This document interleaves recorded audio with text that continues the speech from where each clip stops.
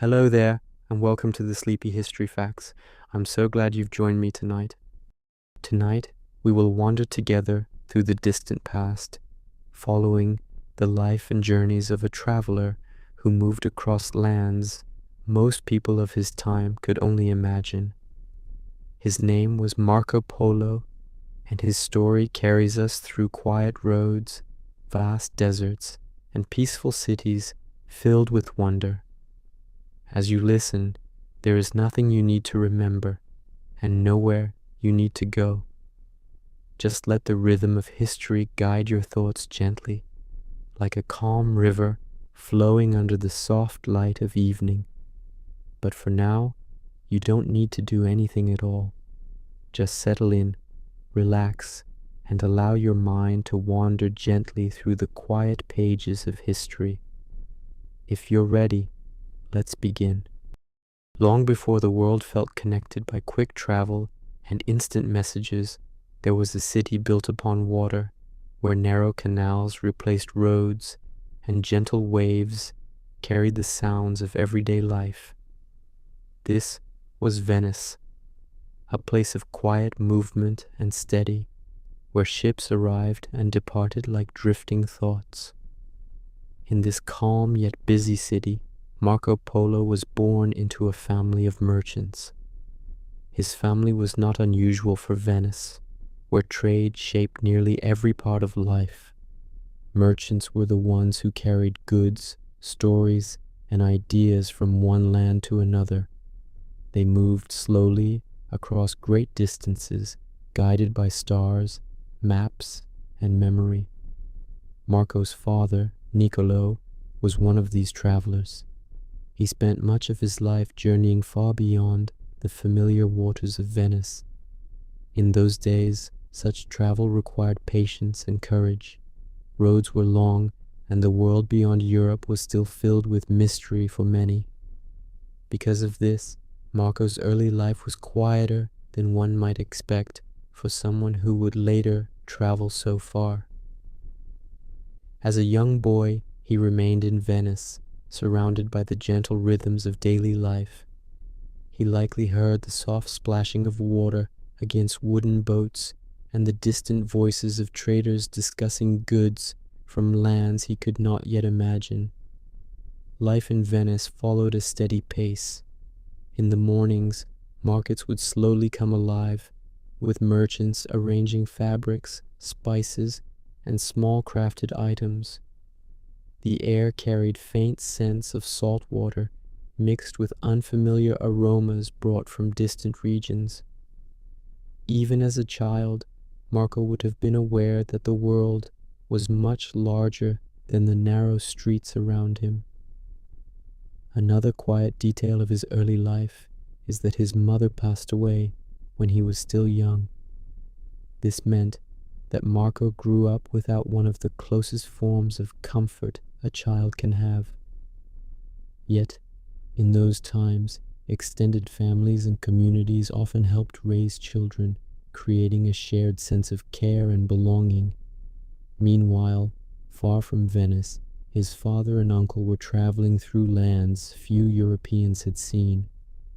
They moved along routes that would later become known as part of the Silk Road, though at that time it was simply a network of paths connecting people and places.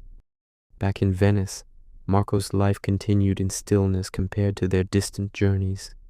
He grew up hearing fragments of stories about travel, trade, and faraway rulers. These stories were not loud or dramatic, but gentle and curious, like whispers of another world waiting somewhere beyond the horizon. It is interesting to imagine how these early influences shaped his mind. Even without traveling, he was already connected to distant places through his family's work. The idea of movement, of going beyond what is known, may have slowly settled into his thoughts. In many ways, his childhood was a quiet beginning to a life that would later become full of motion. The calm canals of Venice stood in soft contrast to the vast lands he would one day cross. And as time passed, something important was about to happen. the distant travelers, his father and uncle, would return home, and with them they would bring stories that would gently open the door to a much larger world. In the quiet spaces of his early life, Marco Polo grew up without the steady presence of his father. While other children may have walked beside their parents through the narrow streets of Venice, Marco's days were shaped by absence as much as presence. His father, Niccolo, and his uncle were far away, moving across distant lands that few in Venice truly understood. This created a childhood that was calm on the surface, yet quietly filled with distance and wonder. Venice itself remained a place of gentle activity. Boats drifted slowly along the canals, guided by practiced hands, and merchants spoke in low voices about goods arriving from the east. Even without seeing those faraway places, Marco lived in a city that constantly hinted at them. Fabrics from distant regions, spices with unfamiliar scents, and stories shared between traders all carried a sense of something beyond the horizon. Without his father nearby, Marco likely spent much of his time under the care of relatives. In those days, families often supported one another closely, especially when long journeys kept parents away for years. This created a different kind of childhood, one shaped by shared responsibility and quiet resilience. It was not unusual, yet it still carried a softness touched by longing. Another gentle detail of this time is how slowly news traveled. There were no quick messages or letters arriving in days. Instead, information moved at the pace of travelers. This meant that for long stretches of time, Marco may not have known where his father was or when he might return. The uncertainty was simply part of life, accepted with patience rather than worry. In such an environment, imagination often becomes a quiet companion. A young mind, hearing distant stories and seeing unfamiliar goods, begins to form its own images of the world. Marco may have pictured wide deserts under endless skies, or cities filled with colors and sounds unlike anything in Venice. These thoughts would not have come all at once, but slowly, like ripples spreading across still water. Life in Venice continued to offer its own lessons. The city was a place where trade connected people from many backgrounds. Different languages could sometimes be heard in the markets, blending together in a soft and steady hum. Even without leaving home, Marco was growing up in a world that was already more connected than it seemed. There is also a quiet strength that forms in children who grow up with distance in their lives. Without constant guidance from a parent, they often learn to observe more carefully, to listen more deeply, and to understand the world in their own way.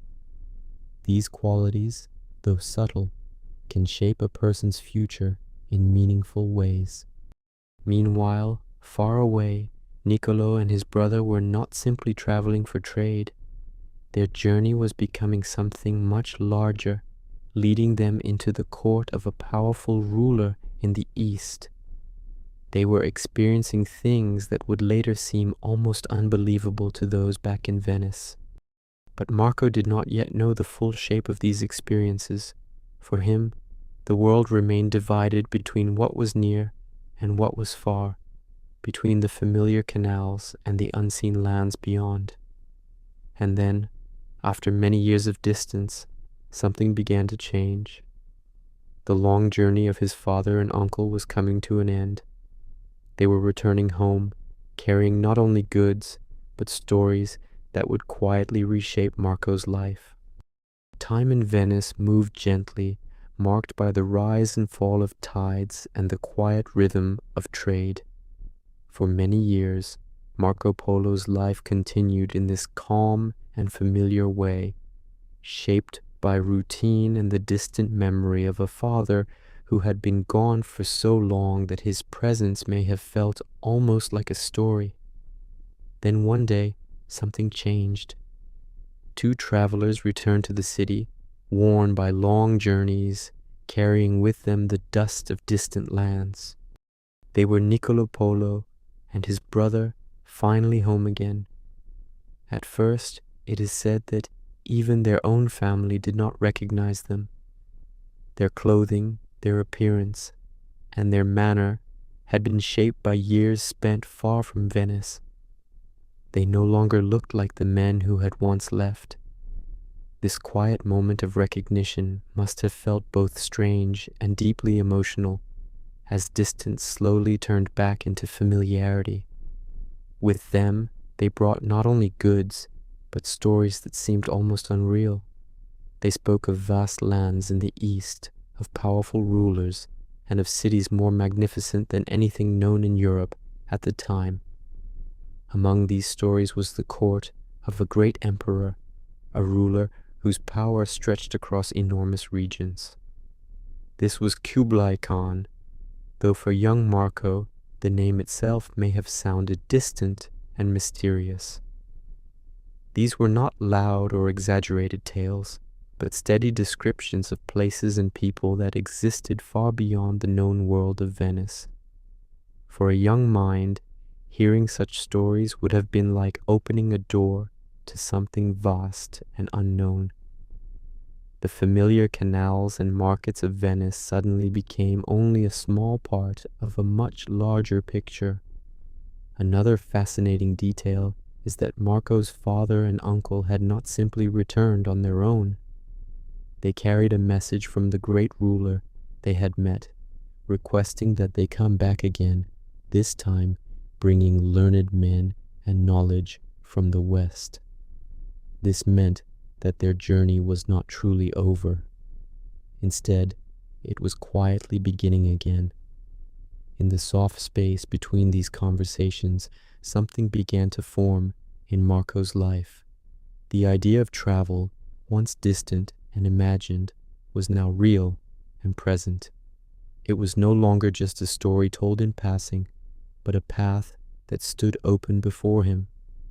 It is easy to imagine Marco listening closely, absorbing every detail, not with excitement alone, but with a quiet curiosity. There is something gentle about the way curiosity grows, especially in moments like these. It does not rush forward, but slowly settles into the mind, becoming a steady desire to see and understand more. Venice itself seemed unchanged, yet Marco's view of it may have shifted. The same canals, the same markets, and the same voices now existed alongside the knowledge that far greater worlds lay beyond them. And soon, that quiet possibility would become reality, because as his father prepared to travel once more, this time he would not go alone. Marco would join him, stepping away from the still waters of Venice and into a journey that would carry him across lands he had only just begun to imagine. The day came when Marco Polo left the familiar canals of Venice behind, stepping into a world that stretched far beyond anything he had ever known. He traveled alongside his father and uncle, moving slowly at first through the gentle roads of Europe, through villages and quiet towns where life was simple and unhurried.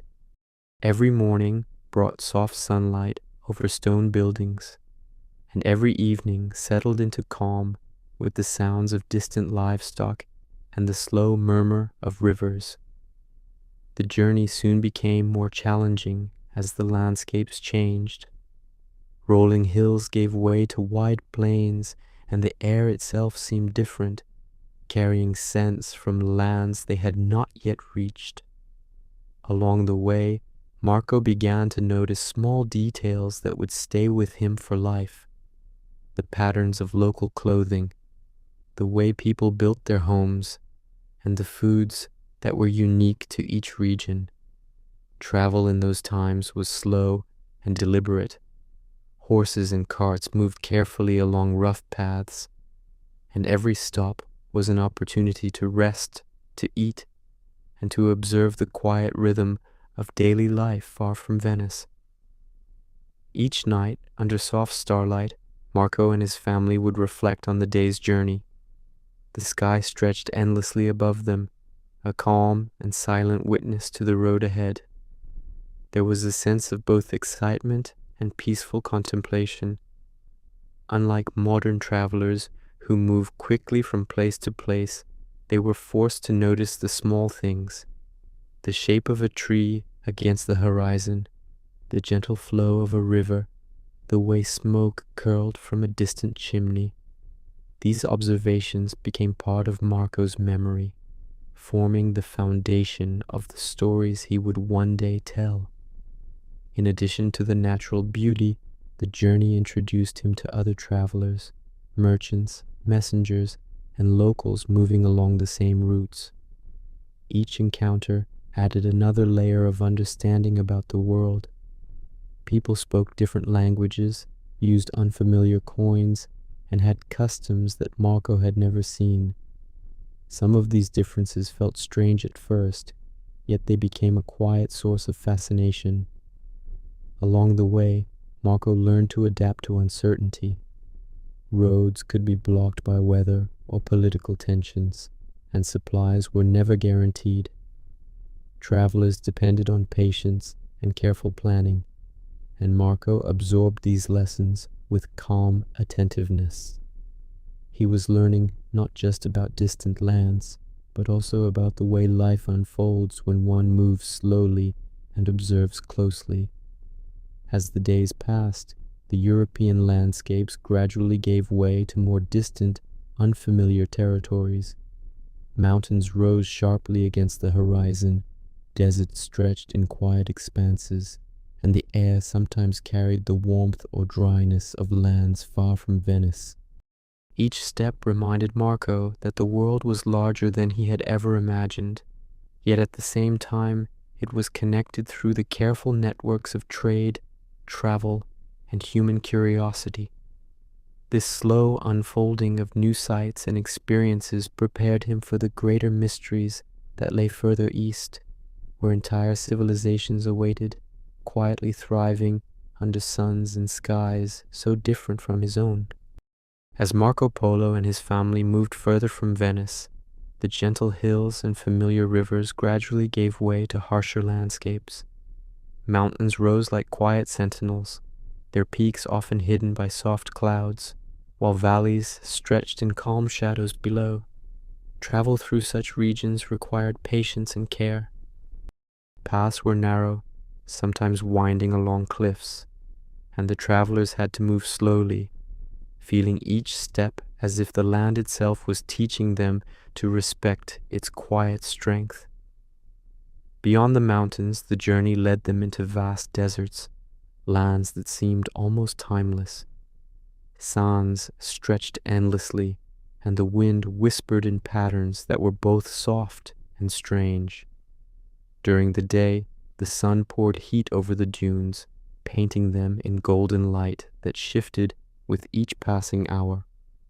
At night, the temperatures dropped, and the desert became a silent, vast space under a sky filled with countless stars. These deserts were not empty, but alive with subtle rhythms. Nomadic tribes moved quietly across the sands. Camels carried heavy loads with measured steps, and the occasional oasis appeared like a secret resting place, offering water and shade to those who noticed it. Marco had never seen such expanses before. He observed the small signs of life: footprints in the sand, birds circling faintly overhead, and the way plants clung to the rare water sources. Every detail seemed significant in the calm stillness of the desert. Travel in these regions demanded careful planning. Water and food were precious, and the travelers had to be mindful of each day's journey. There was no rush, only steady progress and a constant awareness of the land's quiet power. Even the sounds were different. The desert carried a soft, constant hum in the wind, and at night the silence was profound, broken only by distant animal calls or the occasional shifting of sand. In these moments, Marco's imagination began to expand. He thought not just of the physical challenges, but of the civilizations and cities that might exist beyond the dunes, places where people had learned to live in harmony with harsh landscapes. Slowly, he began to understand a deeper lesson of travel, that the world is vast, often difficult, yet filled with quiet beauty that reveals itself only to those who move gently and observe carefully. Crossing deserts and mountains also meant encountering people whose lives were shaped entirely by these lands. Tribes and traders shared water, stories, and guidance, moving through these regions with a calm expertise that Marco admired. He saw that survival and understanding required respect for both nature and human custom. In this way, each difficult step along the path became part of a larger learning, preparing Marco for the wonders that lay ahead. By the time the desert and mountains were behind them, he had gained more than knowledge of geography. He had absorbed a sense of patience, observation, and quiet awe that would guide him throughout his travels. After weeks and months of steady travel across mountains, valleys, and deserts, Marco Polo and his family reached a network of paths that would carry them across vast stretches of Asia. These paths, later known as the Silk Road, were not a single road, but a collection of trails connecting cities, towns, and distant civilizations. What made these routes remarkable was their gentle flow of movement. Traders, merchants, and travelers moved along them quietly yet purposefully, carrying goods, ideas, and stories across the land. The Silk Road was alive in a subtle way. Camels stepped carefully along sandy tracks, horses trotted over rocky passes, and people exchanged coins and messages with measured ease. Unlike modern highways bustling with noise, the paths had a calm rhythm, punctuated by the wind, the soft clip of hooves, and the occasional voices of travelers sharing directions or news.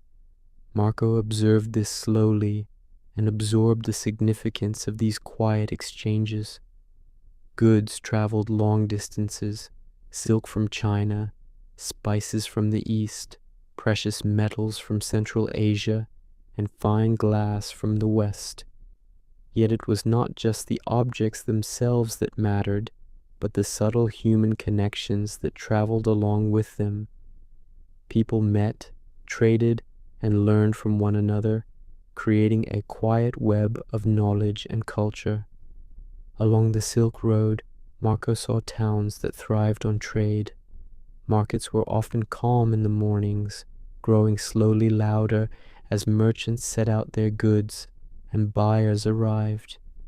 Here, the air was filled with a mixture of scents from spices, dried fruits, and textiles.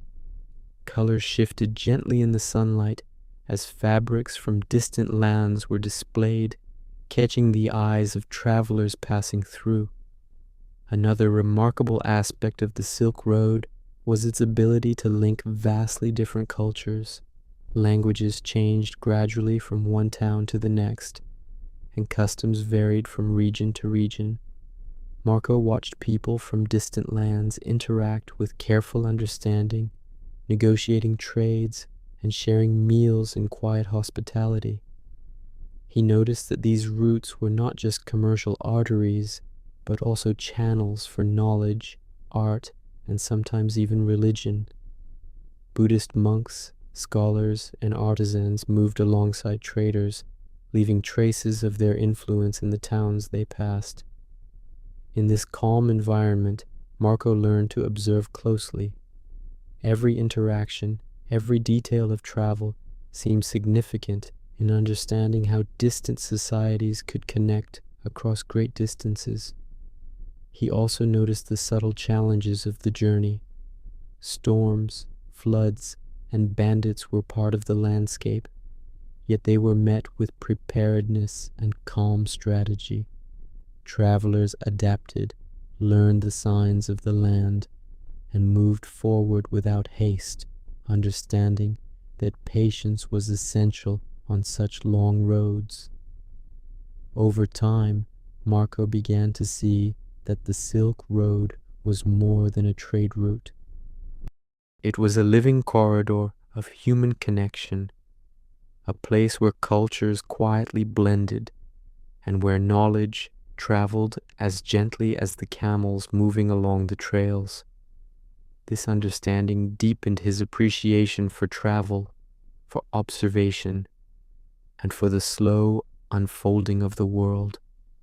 Every step along these paths carried him further, not only across land, but also into a deeper understanding of life, people, and the quiet marvels of the world that waited beyond the familiar streets of Venice. As Marco Polo and his family continued along the Silk Road, they found themselves surrounded by a tapestry of people and customs that seemed both unfamiliar and quietly fascinating. In each town and settlement they passed, life moved at its own gentle rhythm, shaped by local traditions and the subtle demands of climate and geography. Marco learned early on that travel was not only about moving through space, but also about observing and understanding the ways people lived, worked, and celebrated their days. In some regions, he noticed markets filled with traders from many lands. The air carried faint fragrances of spices, dried fruits, and incense, mixing together in a way that made each visit feel unique. He saw fabrics dyed in rich colors, shimmering in sunlight, and artisans carefully crafting objects from wood, metal, and clay. These were not only goods to be traded, they were expressions of culture, quiet evidence of human creativity that Marco absorbed with a patient curiosity. Hospitality was another lesson of his journey. In some villages, locals offered food and shelter to travelers, welcoming them without expectation. Meals were often simple, yet carefully prepared, reflecting the climate and resources of the region. Marco observed the way people shared what they had, understanding that even small acts of kindness could carry great significance in places far from home. Language presented its own gentle challenge. In each new region, people spoke differently, and words had to be learned slowly, often through gestures, observation, and repetition. Marco became attentive to these differences, noticing subtle tones, expressions, and signs that communicated meaning beyond simple speech.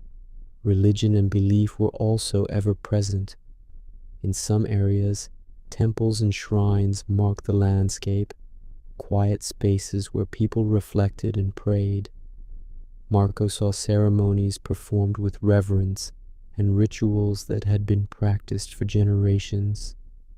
These moments left a soft impression on him, showing how culture and faith shaped daily life in ways both visible and invisible. Clothing and social customs were similarly varied. In some regions, men and women wore garments that flowed with the wind, dyed with patterns and colors unfamiliar to Venice. Hairstyles, jewelry, and footwear carried significance, quietly marking status, occupation, or family ties.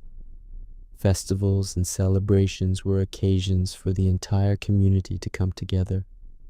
Marco noticed the rhythm of these gatherings, the music, dance, and laughter that filled streets and open spaces. Yet even in celebration, life remained gentle and orderly, a reminder that each society had its own pace and way of being. Trade, travel, and observation blended seamlessly along these routes. People shared stories as they exchanged goods, and Marco collected these impressions with quiet care. Each encounter became a layer in his growing understanding of the world, showing that human experience, though diverse, shared a common thread of connection, curiosity, and care. Over time, these encounters began to shape Marco's mind as much as the landscapes themselves. He learned not only to see, but to notice, not only to hear, but to listen, and not only to move, but to move thoughtfully through a world that was larger, richer, and more connected than he had ever imagined. After many months of travel, Marco Polo and his family finally approached the seat of a ruler whose influence stretched across vast lands. Kublai Khan, the Mongol emperor, commanded an empire that seemed almost endless, reaching from the eastern seas to distant mountains. The journey to his court was quiet in its own way, with travelers moving carefully along rivers and plains through villages that respected the paths of both locals and visitors.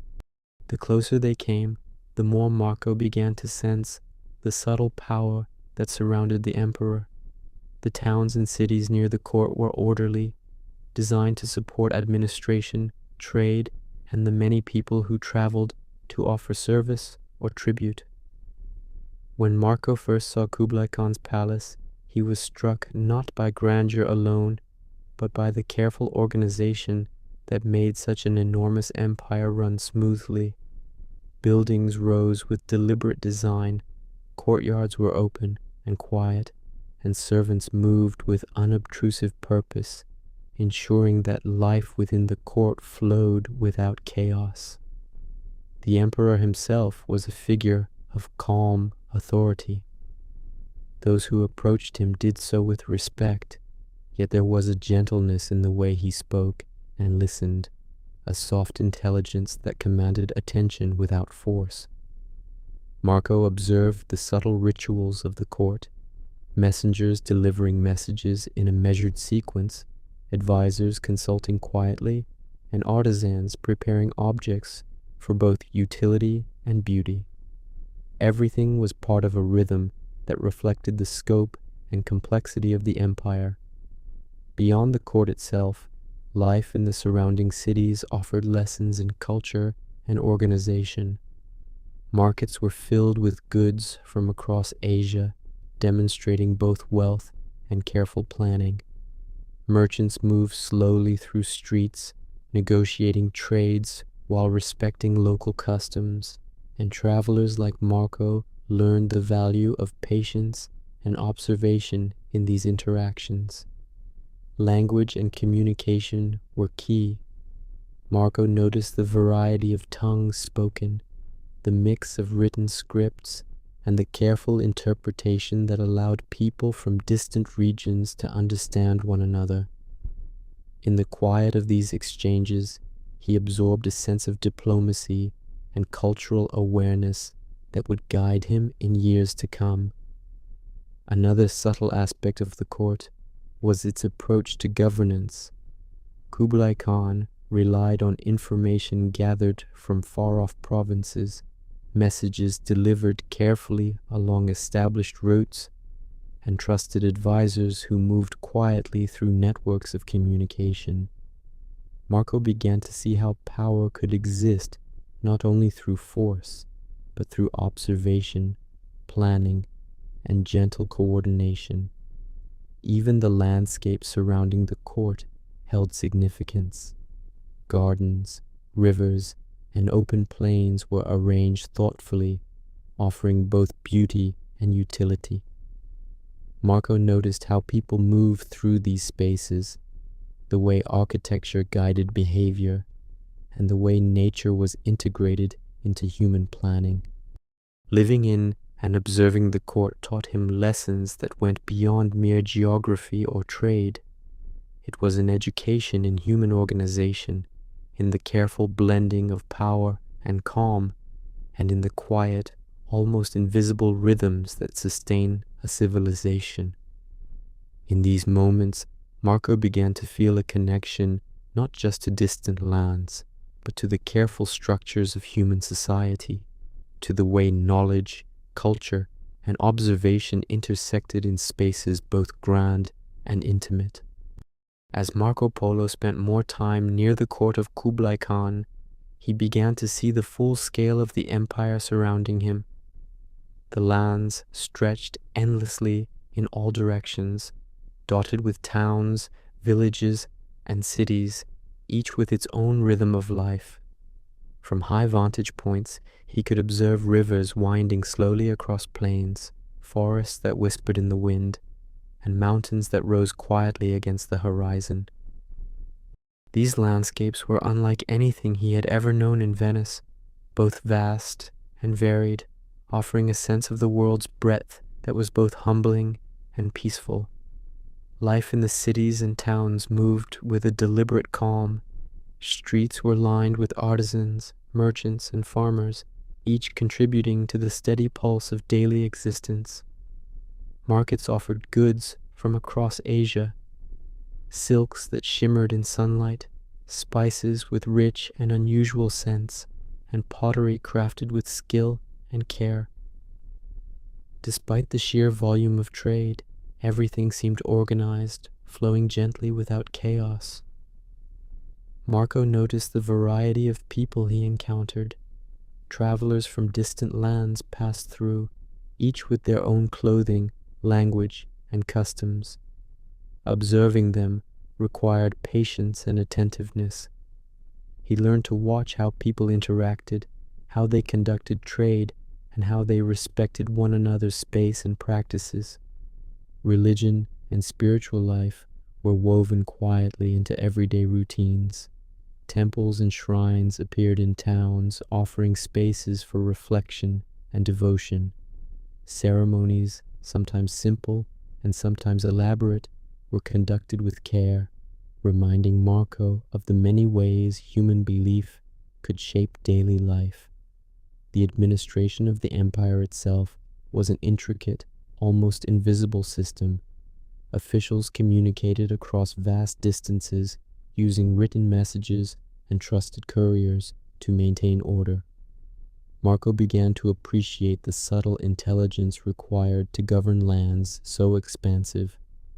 Observation and strategy were as important as strength, and he saw that patience and careful planning allowed the empire to function smoothly. The people of the empire also displayed remarkable adaptability. Farmers worked fields shaped by local climates, herders moved with flocks across distant pastures, and traders adjusted to the demands of each town they visited. Life required both resilience and quiet understanding, lessons Marco absorbed with each passing day. Even the small details left impressions: the patterns of clothing, the colors of fabrics, the way water was carried and stored, and the careful construction of roads and bridges.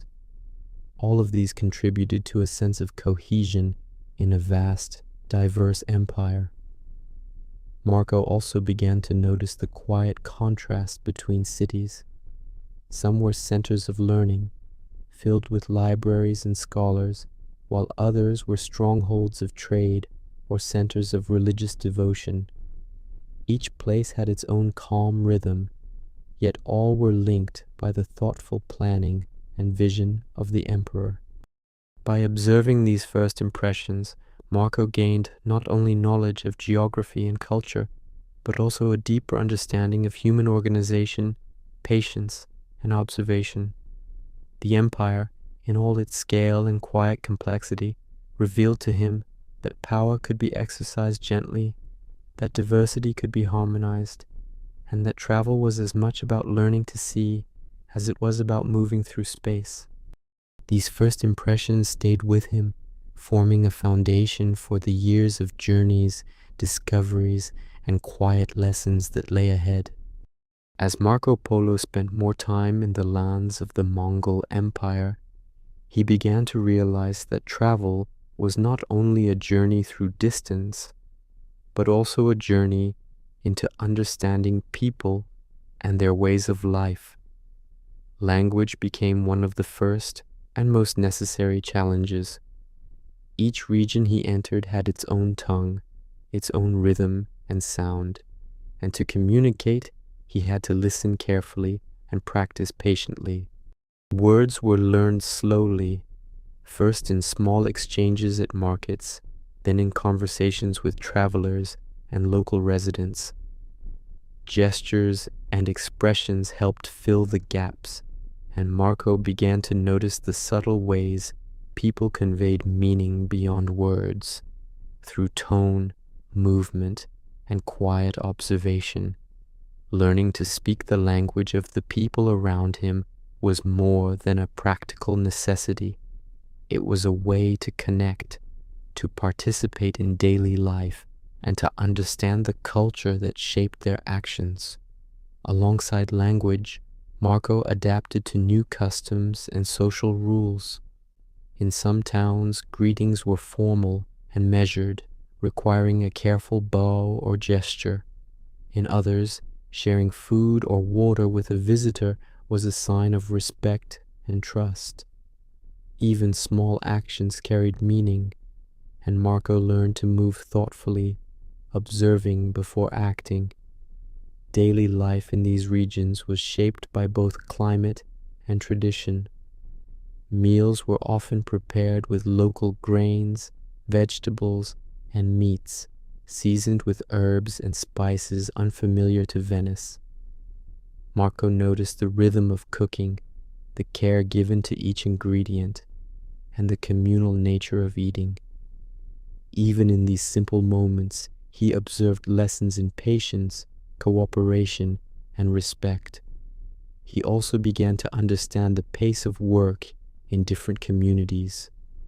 Farmers followed the cycle of the sun and seasons, artisans dedicated hours to craft, and merchants moved at steady, deliberate rhythms along trade routes. In each case, success depended not on rushing, but on attentiveness, skill, and timing. This gentle understanding of work and life helped Marco adapt to the many regions he visited. He realized that moving through a foreign land required not only physical endurance, but also mental flexibility and a willingness to observe quietly. Adaptation became a form of learning as he absorbed customs, rituals, and the subtle ways societies maintained harmony. Even clothing required adjustment. Garments in colder regions were heavier and layered, while in warmer lands, fabrics flowed freely and offered comfort under the sun. Marco observed how clothing reflected both practicality and cultural identity, and he learned to respect these differences as part of daily life. In this period, he also encountered people from far-off lands who traveled alongside him. Some were traders, others scholars, and some messengers for distant rulers. Each person offered a small window into another way of living, and Marco listened carefully, learning the nuances of human interaction across cultures. Slowly, as he mastered new languages, adapted to local customs, and observed the rhythms of life around him, Marco began to feel less like a visitor and more like a part of the world he was exploring. This quiet transformation, almost imperceptible day by day, prepared him to engage deeply with the empire, to participate in its commerce and culture, and to eventually share these experiences with the rest of Europe in the stories he would carry home. As Marco Polo grew accustomed to life in the Mongol Empire, he found himself entrusted with responsibilities within the court of Kublai Khan. The emperor, wise and observant, recognized the value of capable travelers who could relay information, assist in trade, and carry out messages across the vast territories under his rule. Marco's role was not one of power, but of service, and in this position he learned lessons that were both practical and quietly profound. Each day began with a calm rhythm. Couriers delivered messages from distant provinces, and officials moved through the court with deliberate care, ensuring that reports, goods, and instructions reached their destinations in order. Marco observed these movements carefully, understanding that the smooth operation of such a large empire relied on patience, attentiveness, and coordination. His tasks often involved traveling to nearby regions, delivering letters, and sometimes negotiating on behalf of the emperor. These journeys were never hurried. Instead, they were marked by careful planning, attention to detail, and respect for local customs. Marco learned to listen more than he spoke, to observe before acting, and to value the subtle ways trust was built in unfamiliar lands. Alongside these duties, he became a quiet witness to the daily life of the court. Artisans created objects of delicate beauty, scribes copied texts with meticulous care, and merchants brought goods from across Asia, each transaction carried out with quiet precision. Even the smallest interactions seemed significant, contributing to a larger harmony that allowed the empire to function smoothly. Another aspect of service was understanding the needs and expectations of those he served. Kublai Khan valued accurate observation, discretion, and the ability to navigate diverse cultures. Marco realized that success depended on patience, respect, and a calm mind, especially when dealing with unfamiliar people or situations. Travel during these assignments offered Marco insights into the variety of human life across the empire. He saw farmers tending fields that followed the rhythm of the sun, nomads moving flocks across distant plains, and traders navigating bustling markets with practiced ease. Each encounter provided quiet lessons in adaptation, resilience, and observation. Food, clothing, and social customs varied from place to place, and Marco learned to approach each new region with humility and attentiveness. He noticed the subtle ways in which people maintained their communities, managed resources, and honored their traditions, all while participating in a larger imperial system. Service under the emperor also revealed the power of knowledge and communication. Written reports, messengers, and carefully organized information allowed Kublai Khan to govern lands that spanned thousands of miles. Marco saw that strength was not only in armies or wealth, but in the quiet, disciplined organization of information and human effort. In this way, his experiences of service became a slow education, teaching him not just geography or politics, but the softer, subtler skills of patience, observation, and empathy. Over time, Marco began to feel that he was learning a new way of seeing the world, one that valued quiet understanding as much as action, one that appreciated the small details as much as the grand designs, and one that prepared him to carry these lessons far beyond the empire itself. As Marco Polo traveled further within the Mongol Empire, he began to notice the quiet marvels of its cities. Each city had its own character, shaped by geography, trade, and the people who lived there. Streets were often narrow and winding, yet organized with care, and marketplaces offered a gentle rhythm of activity that seemed to flow naturally rather than rush. Marco observed buildings constructed from stone, wood, and clay, each reflecting local materials and traditions.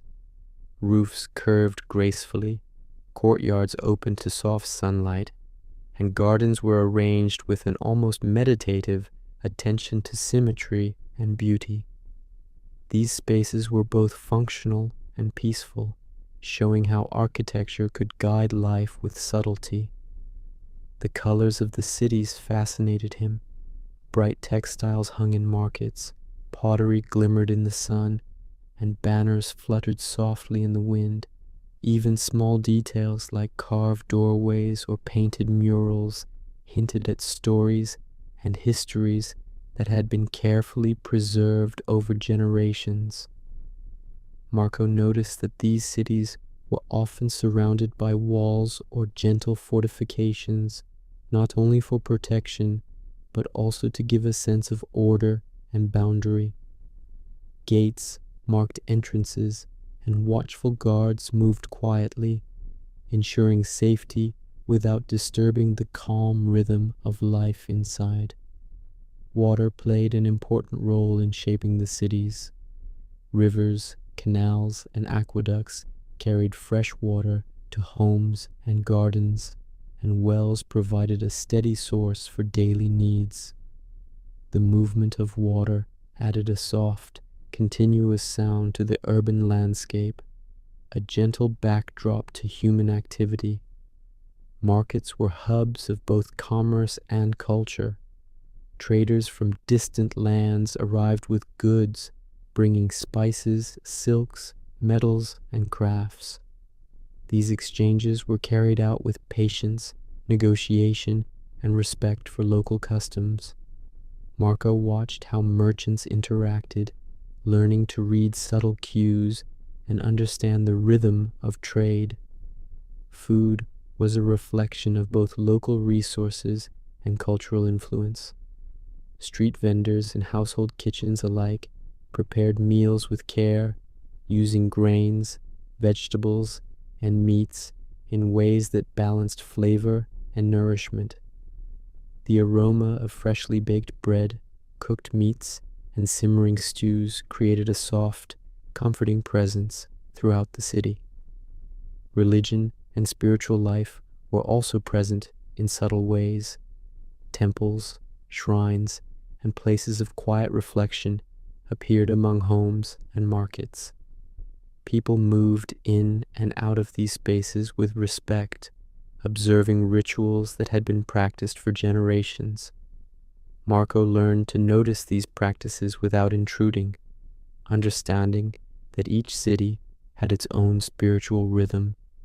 Social life in the cities reflected a careful balance. Families worked, children played quietly in streets, and neighbors greeted one another with gentle familiarity.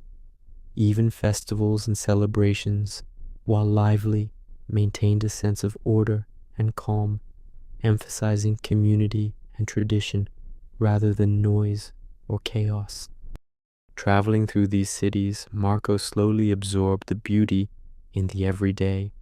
He realized that wonder did not always come from grandeur alone, but often from the careful attention to detail, the integration of people with their environment, and the soft flow of life that allowed each place to function harmoniously.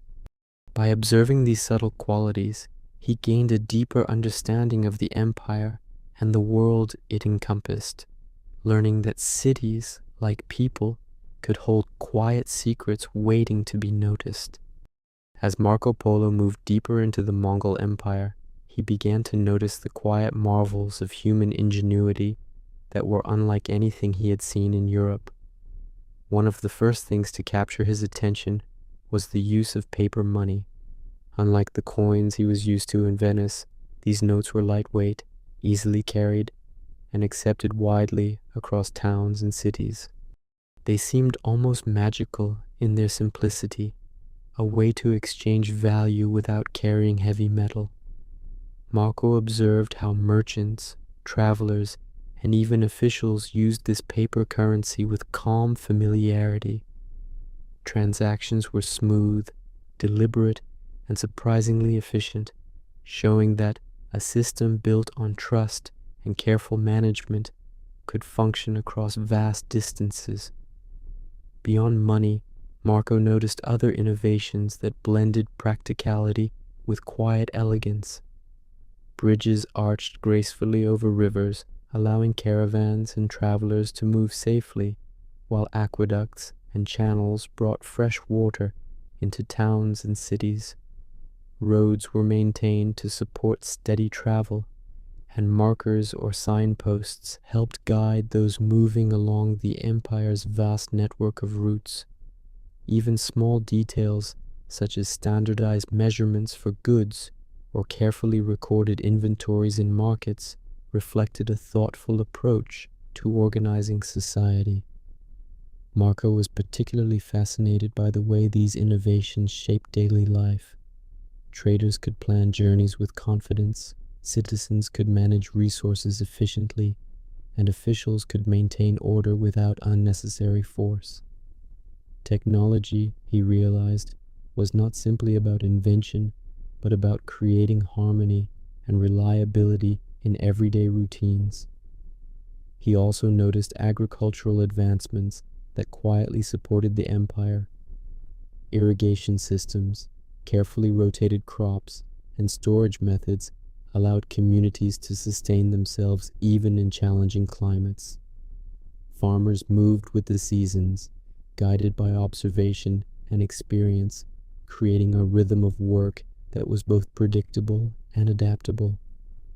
Another subtle innovation was in communication.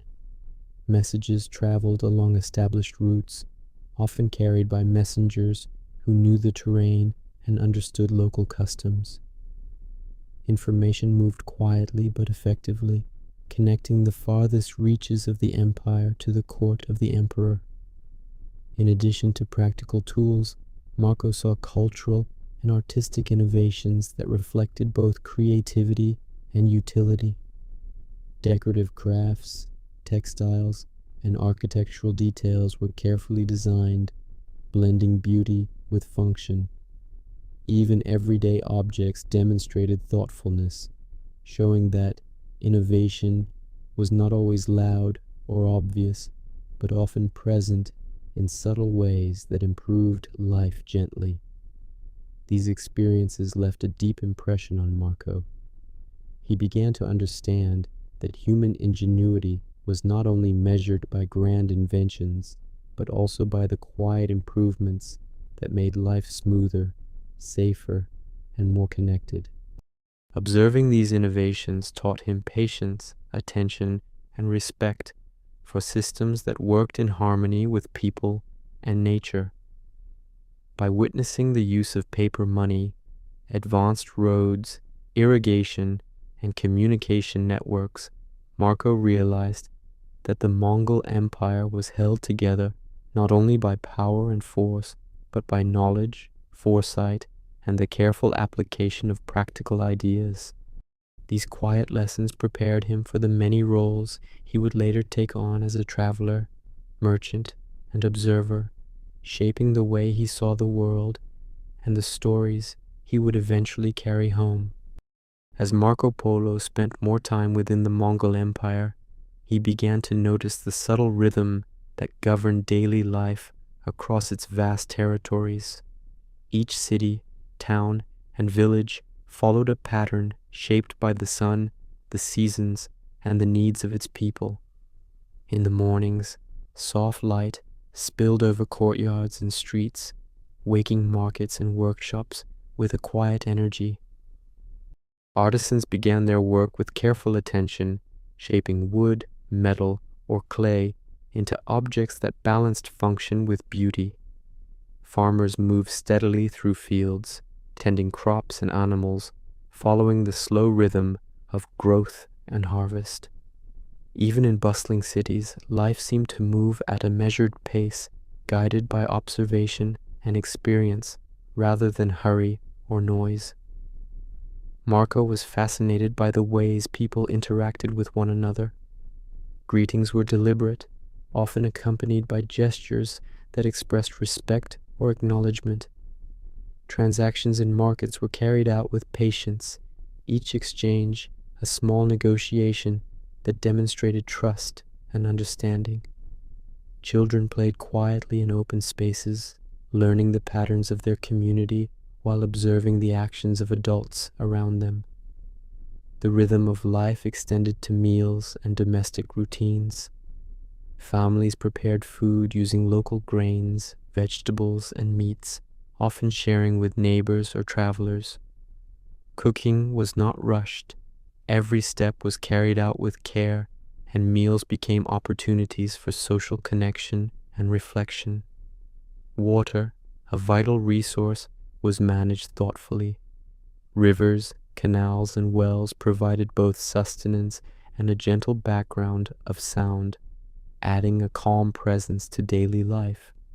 Observing these practices, Marco understood that survival and comfort depended on harmony with the environment. Seasonal cycles influenced movement, work, and trade. Winter brought slower activity in some regions, while summer encouraged travel and the exchange of goods. Festivals and religious observances punctuated the year, providing quiet moments of reflection, gratitude, and community bonding. Marco also noticed that even challenges were met with calm adaptation. Storms, droughts, and other natural obstacles were anticipated and planned for, showing an awareness of the land and its rhythms. Travelers like himself learned to respect these patterns, moving in accordance with nature rather than against it. Communication, too, followed a rhythm. Messages traveled along established routes, often arriving in sequence rather than all at once. Couriers and messengers moved carefully, balancing speed with caution, ensuring that information reached its destination intact. This gentle system reinforced a sense of order and reliability throughout the empire. As Marco absorbed these observations, he began to recognize a deeper lesson: that life's pace, when guided by attentiveness and respect for context, could be both efficient and peaceful. The empire's vastness was held together not by force alone, but by countless small actions moving in harmony, each contributing to a quiet balance that sustained millions of people. In this understanding, Marco found both practical knowledge and a subtle sense of wonder. He saw that even in lands far from home, life could flow gently, connecting people, places, and ideas in ways that were both orderly and alive. By observing these rhythms, he learned to move thoughtfully, to notice deeply, and to appreciate the quiet structures that made the world function. As Marco Polo traveled deeper into the Mongol Empire, he began to see the full scale of trade that quietly connected distant lands.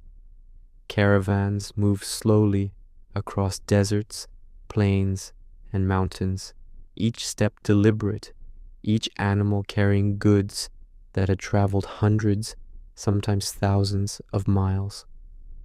Camels bore silk, spices, and precious stones, while horses carried letters, small treasures, and messages from one city to the next. The caravan routes were like quiet threads weaving a vast tapestry, linking villages, towns, and great cities together through careful organization and shared trust. Marco noticed that each caravan required coordination. Guides led the animals along safe paths, drivers monitored their loads, and merchants managed transactions with careful attention. No step was rushed. Instead, the movement was deliberate, almost meditative, reflecting both necessity and respect for the land. Markets along these routes were gentle hubs of exchange. Travelers would rest for days, selling or buying goods, sharing news, and learning about distant customs. Marco observed how traders negotiated with patience, understanding that relationships were as important as profit. Even the timing of arrivals and departures followed a quiet rhythm, often determined by weather, seasonal changes, and the readiness of animals. Roads themselves were maintained with care. Small markers, bridges, and resting points guided caravans, showing the subtle planning that allowed such vast networks to function. Travelers learned to respect local authorities, customs, and environmental conditions, all of which contributed to safe and steady journeys. Marco also began to notice the social dimension of these trade routes. People from different regions interacted quietly, sharing stories, exchanging ideas, and sometimes even learning languages from one another. In this way, commerce became a gentle conduit of culture as well as goods. Food prepared along caravan routes reflected local ingredients and traditions. Meals were simple but nourishing, often cooked over small fires with careful attention to conserve resources. Marco observed that even in these brief stops, communities worked together to support travelers, offering water, shelter, and guidance in a calm, measured manner. Security was another important element. Guards sometimes accompanied caravans, moving discreetly to ensure safety from bandits or wild animals. Yet protection was rarely violent or loud. It relied on foresight, strategy, and coordination, showing a subtle balance of caution and order. The lessons Marco absorbed were quiet but profound. He saw that trade was not only about material wealth, but about human connection, trust, and the ability to adapt to new circumstances. Each caravan, moving carefully across vast landscapes, reflected a microcosm of patience, observation, and shared responsibility. By witnessing these movements, Marco gained an understanding of how interconnected the empire truly was, and how much of its stability depended on quiet systems of coordination and cooperation. The rhythm of trade, with its slow movement, careful planning, and gentle exchanges, became another layer in his growing appreciation of distant cultures, preparing him to carry both knowledge and stories far beyond the lands he traveled. As Marco Polo continued to travel through the vast territories of the Mongol Empire, he began to notice not only the physical landscapes, but also the beliefs and traditions that shaped the lives of the people around him. Religion, customs, and cultural practices were deeply interwoven with daily life, quietly guiding behavior and community organization. Temples, shrines, and small altars appeared in towns and villages, often situated in central or easily accessible locations. People moved through these spaces with respect and care, performing rituals that had been passed down through generations. Marco observed the gentle rhythm of these practices, whether it was the lighting of incense, the quiet bowing of hands, or the soft chanting of prayers. Festivals and ceremonies marked the passing of the seasons and honored gods, ancestors, or local spirits. These events were rarely loud or chaotic.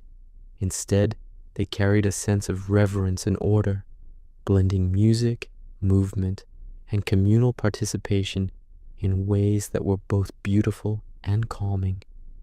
Marco noticed that beliefs were often reflected in daily routines. Certain foods were prepared or avoided on specific days. Clothing and colors held symbolic meaning, and social interactions were influenced by the moral and ethical teachings of local traditions. These subtle details taught him that culture and spirituality could guide behavior without the need for force or strict rules. Storytelling also played an important role in preserving beliefs and traditions. Traveling storytellers, elders, and teachers shared fables, historical accounts, and moral lessons that connected the past with the present. Marco found himself listening closely, absorbing not only the content of the stories, but also the way they were told, with careful attention to pauses, gestures, and tone. Music and dance were another form of quiet expression. Local melodies, often performed with traditional instruments, accompanied festivals, communal work, or moments of reflection. The patterns of rhythm, repetition, and movement conveyed emotion and meaning without words, and Marco found that observing these performances taught him more than language alone ever could. Even architecture and public spaces reflected belief systems. Temples were designed with symmetry, proportion, and orientation that honored spiritual principles. Homes and streets were arranged in ways that encouraged both practical living and communal harmony. Marco realized that understanding these patterns helped him navigate unfamiliar towns and interact respectfully with their inhabitants. Over time, he began to appreciate that local beliefs and traditions were not obstacles to travel, but guides. They offered insights into how communities maintained cohesion, managed resources, and supported one another. By observing quietly, Marco learned the subtle ways humans create meaning and order in their lives. These experiences left a lasting impression, shaping not only his understanding of distant cultures, but also the way he thought about his own place in the world. He began to see that travel was as much about absorbing human wisdom and observing cultural rhythms as it was about moving from one place to another. In this process, Marco's awareness deepened, preparing him for the larger encounters and lessons that awaited in the far reaches of the empire, where even more complex societies and traditions would quietly unfold before his eyes. As Marco Polo spent more time within the vast empire, he began to notice the quiet efficiency of the Mongol military and the way it maintained order across such expansive lands.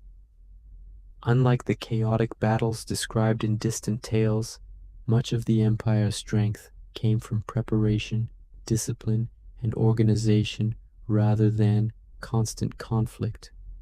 Soldiers moved with calm precision, practicing maneuvers and maintaining equipment with care. Each unit was trained to work as a team, and leaders communicated instructions clearly, ensuring that even large formations could operate smoothly without confusion.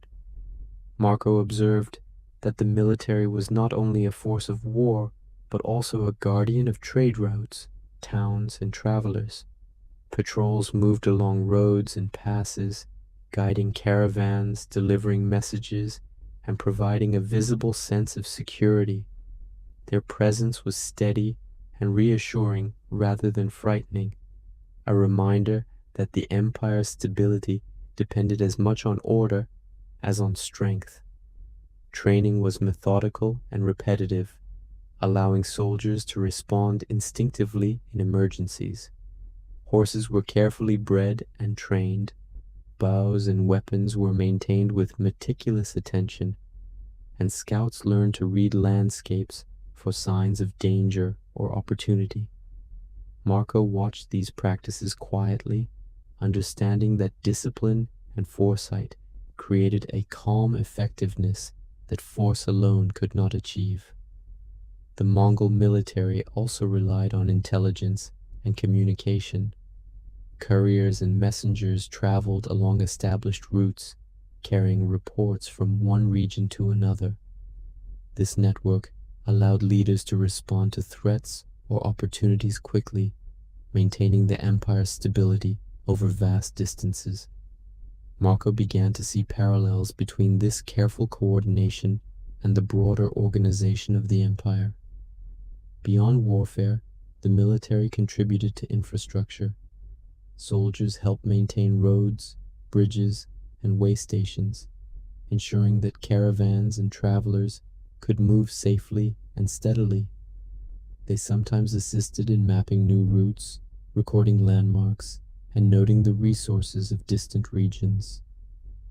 Marco learned that military service was integrated with civic responsibility, creating a quiet synergy between protection, administration, and daily life.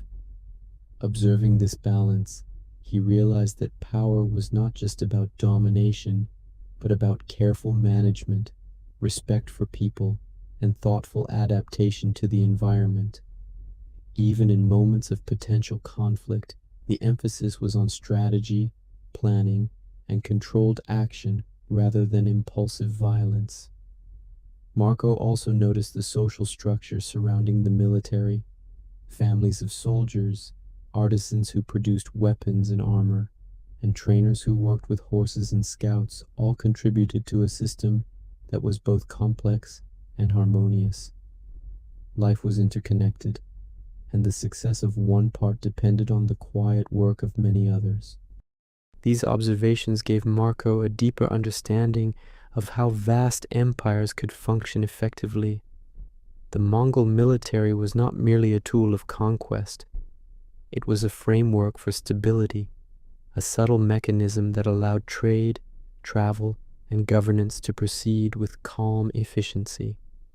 By watching, listening, and absorbing, Marco began to see the world with a patience and attentiveness that would shape his future stories. The quiet discipline of the Mongols left a lasting impression, showing him that strength paired with wisdom, order, and observation could quietly sustain even the largest human endeavors. As Marco Polo traveled deeper into the eastern regions of the Mongol Empire, he began to encounter cities that were both grand and subtly intricate in their design.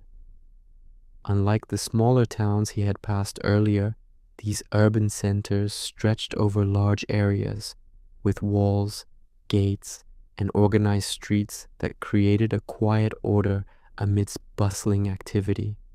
Markets were filled with goods from across Asia, arranged carefully to attract buyers while maintaining a calm and orderly flow. Marco noticed that commerce here was a gentle rhythm rather than a rush. Traders displayed silks, spices, ceramics, and metalwork in ways that invited attention without overwhelming the senses. He observed the soft interactions between merchants and customers, where negotiation was carried out with patience, respect, and subtle gestures. Beyond the markets, the architecture spoke of both function and beauty. Buildings rose with graceful roofs and carefully designed courtyards, often adorned with subtle decorations that reflected local beliefs and traditions. Marco noticed the way sunlight fell across open spaces, illuminating gardens, fountains, and quiet corners where people gathered to rest or socialize. Water was central to city life. Canals, aqueducts, and wells provided both utility and calm. Boats moved gently along waterways, transporting goods and people in a steady rhythm. The sound of water flowing, combined with the soft steps of animals and humans, created a serene backdrop for daily activities. Marco was particularly fascinated by the organization of these cities. Streets were often laid out in grids or carefully planned patterns, allowing movement to flow naturally. Officials monitored trade, sanitation, and security, maintaining order without creating tension. Life was structured, yet not rigid, allowing both residents and travelers to move with ease. Food and cuisine were an important part of urban life. Street vendors and households prepared meals using a wide variety of ingredients, balancing taste, nutrition, and availability. Marco observed how local flavors reflected the geography, climate, and cultural influences of the region, and he quietly admired the creativity and care put into every dish. Religion and education were subtly integrated into the cityscape.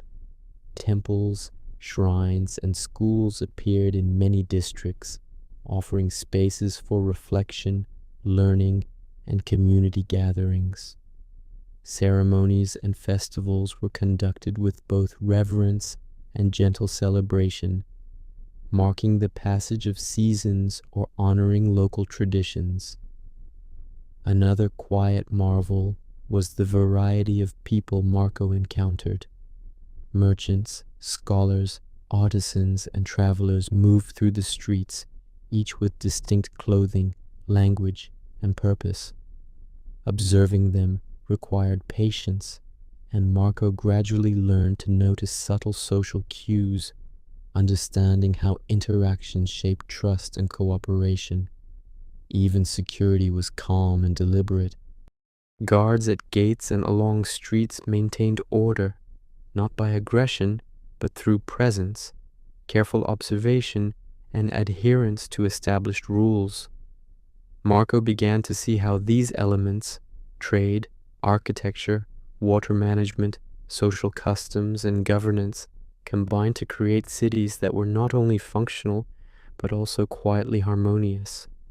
By spending time in these urban centers, he absorbed lessons about organization, cultural diversity, and human ingenuity, learning that beauty and efficiency often coexist in subtle, unhurried ways. As Marco Polo continued to travel through the Mongol Empire and its eastern regions, he began to notice the subtle ways communities celebrated life and marked the passage of time. Festivals were not merely occasions of loud music or chaotic gatherings. Instead, they often carried a quiet rhythm that reflected the values, beliefs, and natural cycles of each region. In towns and cities, preparations began days before a festival. Streets were cleaned and decorated, small altars or temporary shrines were arranged, and families prepared special foods to share with neighbors and travelers. The process itself was part of the experience, a slow and deliberate act of community and care. Marco noticed that festivals often combined multiple elements: music, dance, storytelling, and religious ritual. Traditional instruments produced soft melodies that moved through the air, while dancers followed carefully practiced patterns, creating a visual harmony that complemented the sound. Stories were recited or performed, carrying lessons from history or folklore, allowing everyone, from children to elders, to connect with the past in a gentle and immersive way. Food played an equally important role. Families and vendors prepared special dishes that were associated with the occasion, using ingredients unique to the region or season. Meals were shared not only within households, but also with neighbors and visitors, reinforcing bonds and encouraging quiet generosity. Marco observed that these gatherings were deeply respectful of social roles and local customs. Elders were honored with seating or ceremonial positions, and young people learned to participate with attentiveness, absorbing both tradition and social norms. Even the pace of the celebrations was measured, with periods of reflection interspersed with activity, creating a rhythm that was calming rather than overwhelming. Another subtle aspect of festivals was the integration of the natural world. Many celebrations coincided with the changing seasons, harvests, or celestial events. Decorations, music, and rituals often reflected plants, animals, or elements of the sky, reminding participants of their connection to the land and its cycles. Markets during festival times carried special goods, yet even this bustle was organized and deliberate. Traders displayed wares in ways that invited gentle attention, allowing visitors to explore without chaos. Marco learned that festivals were more than entertainment. They were lessons in observation, patience, and communal living. They offered a way to witness human creativity, resilience, and shared joy in a form that was both structured and fluid. These celebrations also allowed travelers like Marco to experience the diversity of cultures within the empire. Different regions celebrated similar ideas in unique ways, reflecting local history, climate, and resources, while still sharing universal themes of gratitude, reflection, and connection. As Marco absorbed these experiences, he began to understand that the quiet rhythms of community life, festivals, work, and daily routines were as essential to the stability of the empire as military organization or trade. Observing these celebrations taught him to notice subtle patterns, appreciate the flow of human activity, and recognize the harmony that comes from shared values and traditions. In this gentle immersion, he realized that even amidst travel, challenges, and unfamiliar landscapes, moments of quiet joy and connection were always present, guiding his understanding of human life and the enduring beauty of cultural expression.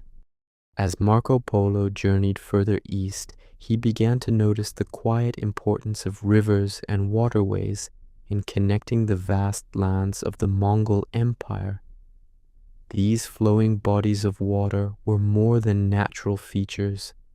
They served as gentle highways, guiding traders, travelers, and communities through otherwise difficult terrain. Boats of various sizes moved slowly along the rivers, carrying goods, livestock, and passengers with measured care. Camels, carts, and pack animals would often travel to riverbanks, waiting for safe passage across ferries or shallow fords. Marco observed that movement along water required patience and attentiveness. Currents shifted, tides rose and fell, and winds could alter the course of a journey. Skilled navigators and boatmen read these signals with subtle understanding, adjusting sails, oars, or rudders to maintain steady progress.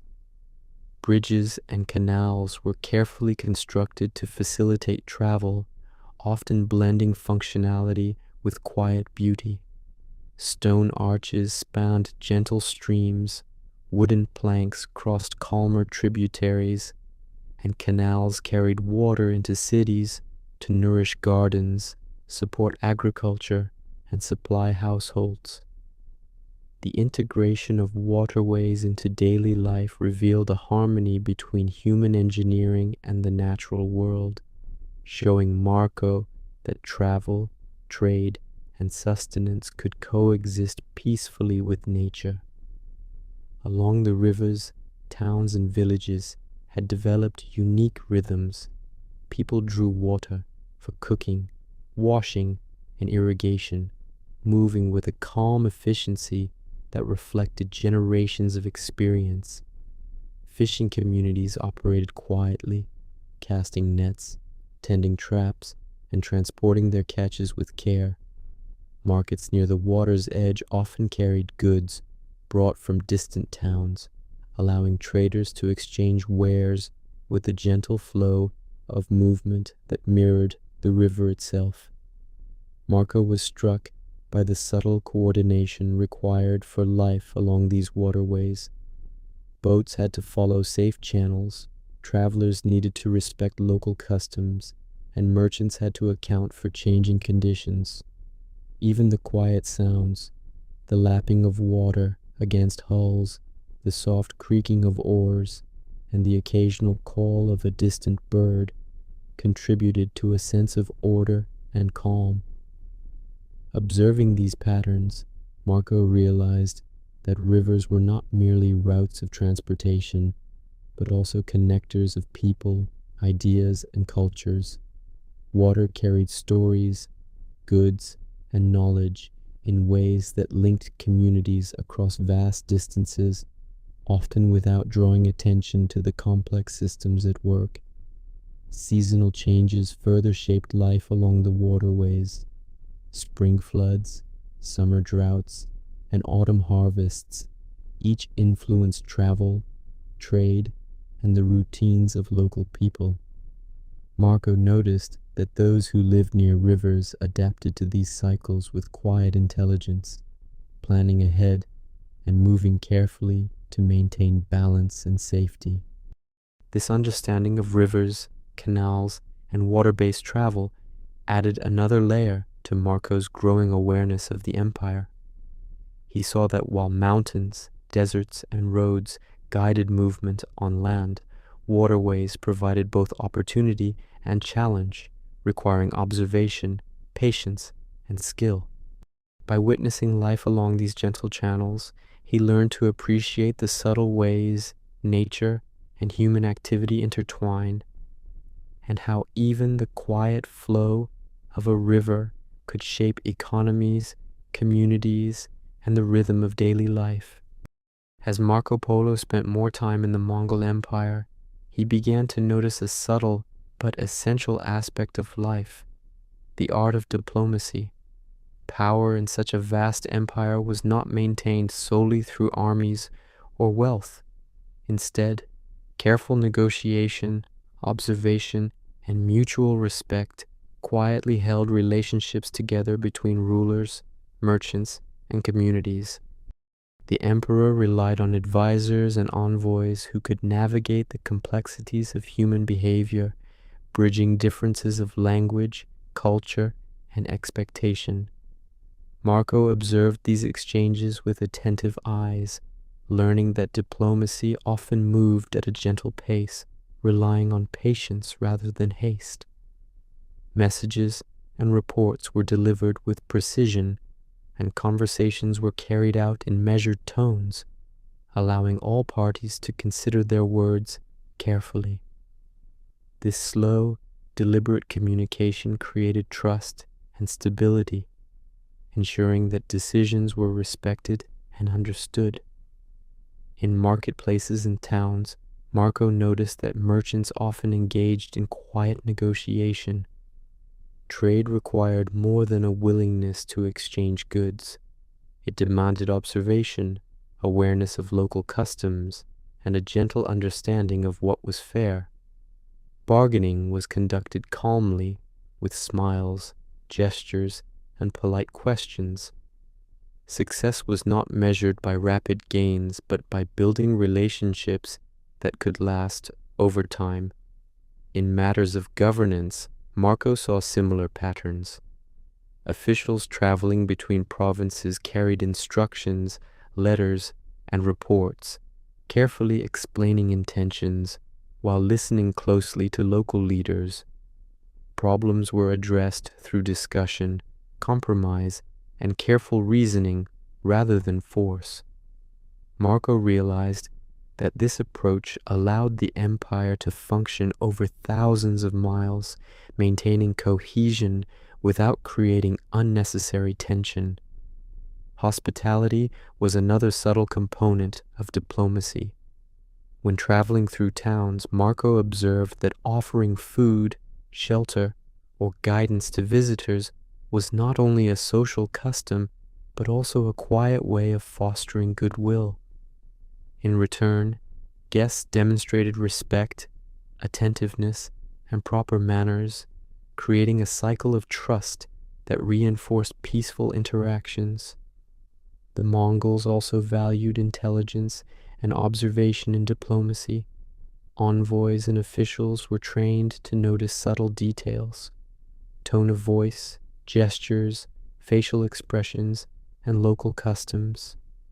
These small observations could influence decisions and prevent misunderstandings, allowing interactions to proceed smoothly without conflict.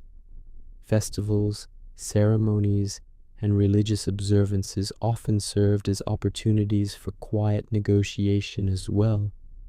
Rulers, merchants, and community leaders could meet under the auspices of tradition, discussing matters indirectly while honoring social and spiritual norms. Marco found that observing these practices taught him lessons beyond politics. He began to understand the importance of listening, patience, and careful attention in all human interactions. Decisions were made slowly, with reflection and foresight, and the consequences of hasty actions were avoided. Over time, Marco realized that the stability of the Mongol Empire depended as much on diplomacy and negotiation as on military strength. The quiet, deliberate exchange of ideas, goods, and trust created networks that spanned vast distances, connecting diverse peoples into a functioning whole.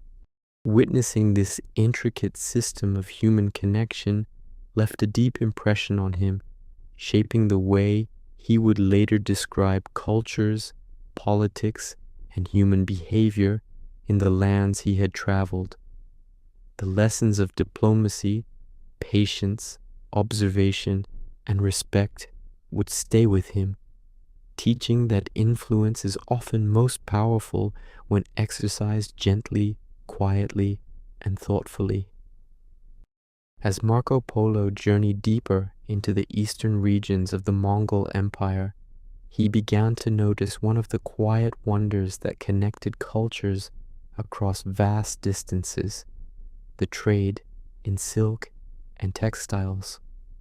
Roads and rivers carried these delicate fabrics from distant looms to markets, weaving a network of exchange that reached from China to the edges of Europe. Silk, in particular, fascinated Marco.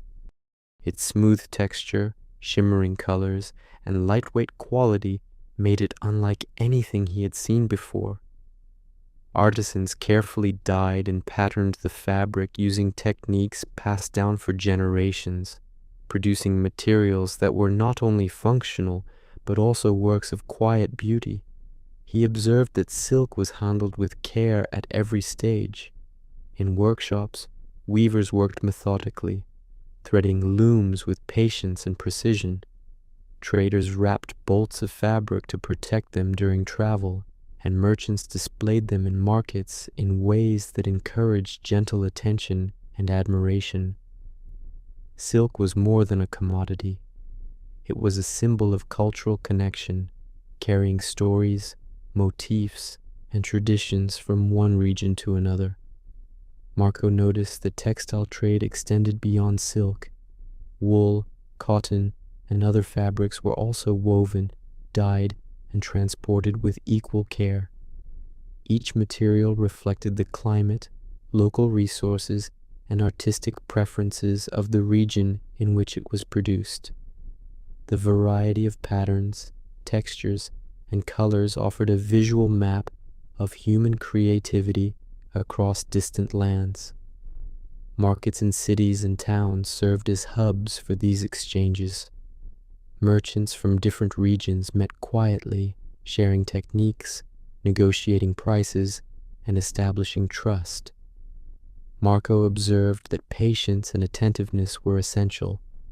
A hurried transaction could lead to misunderstandings or lost opportunities.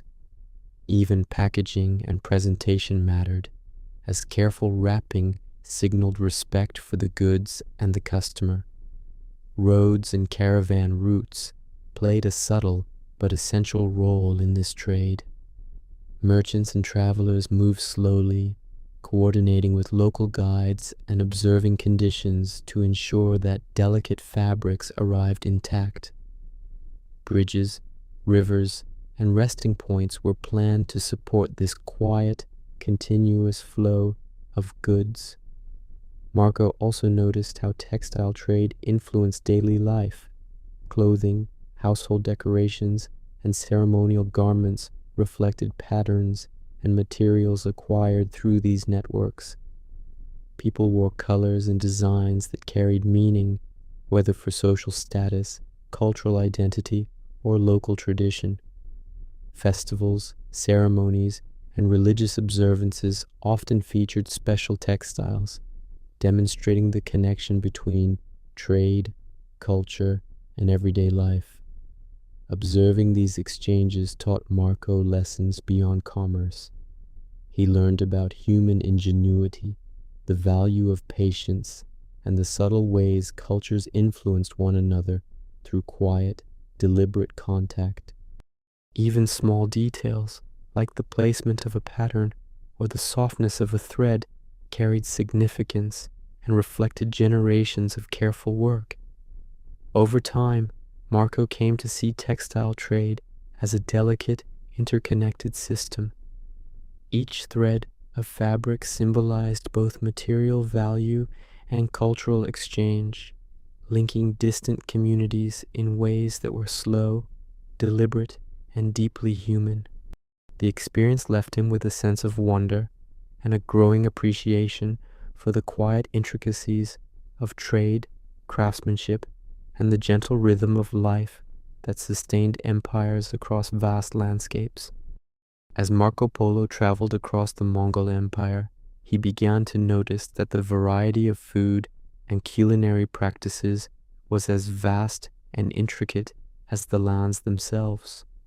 In each region, meals reflected the local climate, available ingredients, and cultural influences, quietly revealing the daily rhythms and values of the people. In northern areas, where winters were long and harsh, meals often featured preserved meats, grains, and dairy products. These foods were prepared with care, ensuring both nourishment and flavor in a way that supported families through cold months. In southern regions, fruits, vegetables, and fresh herbs were more common, creating meals that were lighter and fragrant. Marco observed that cooking was seldom rushed. Every step, from chopping to simmering, was carried out with patience and attention.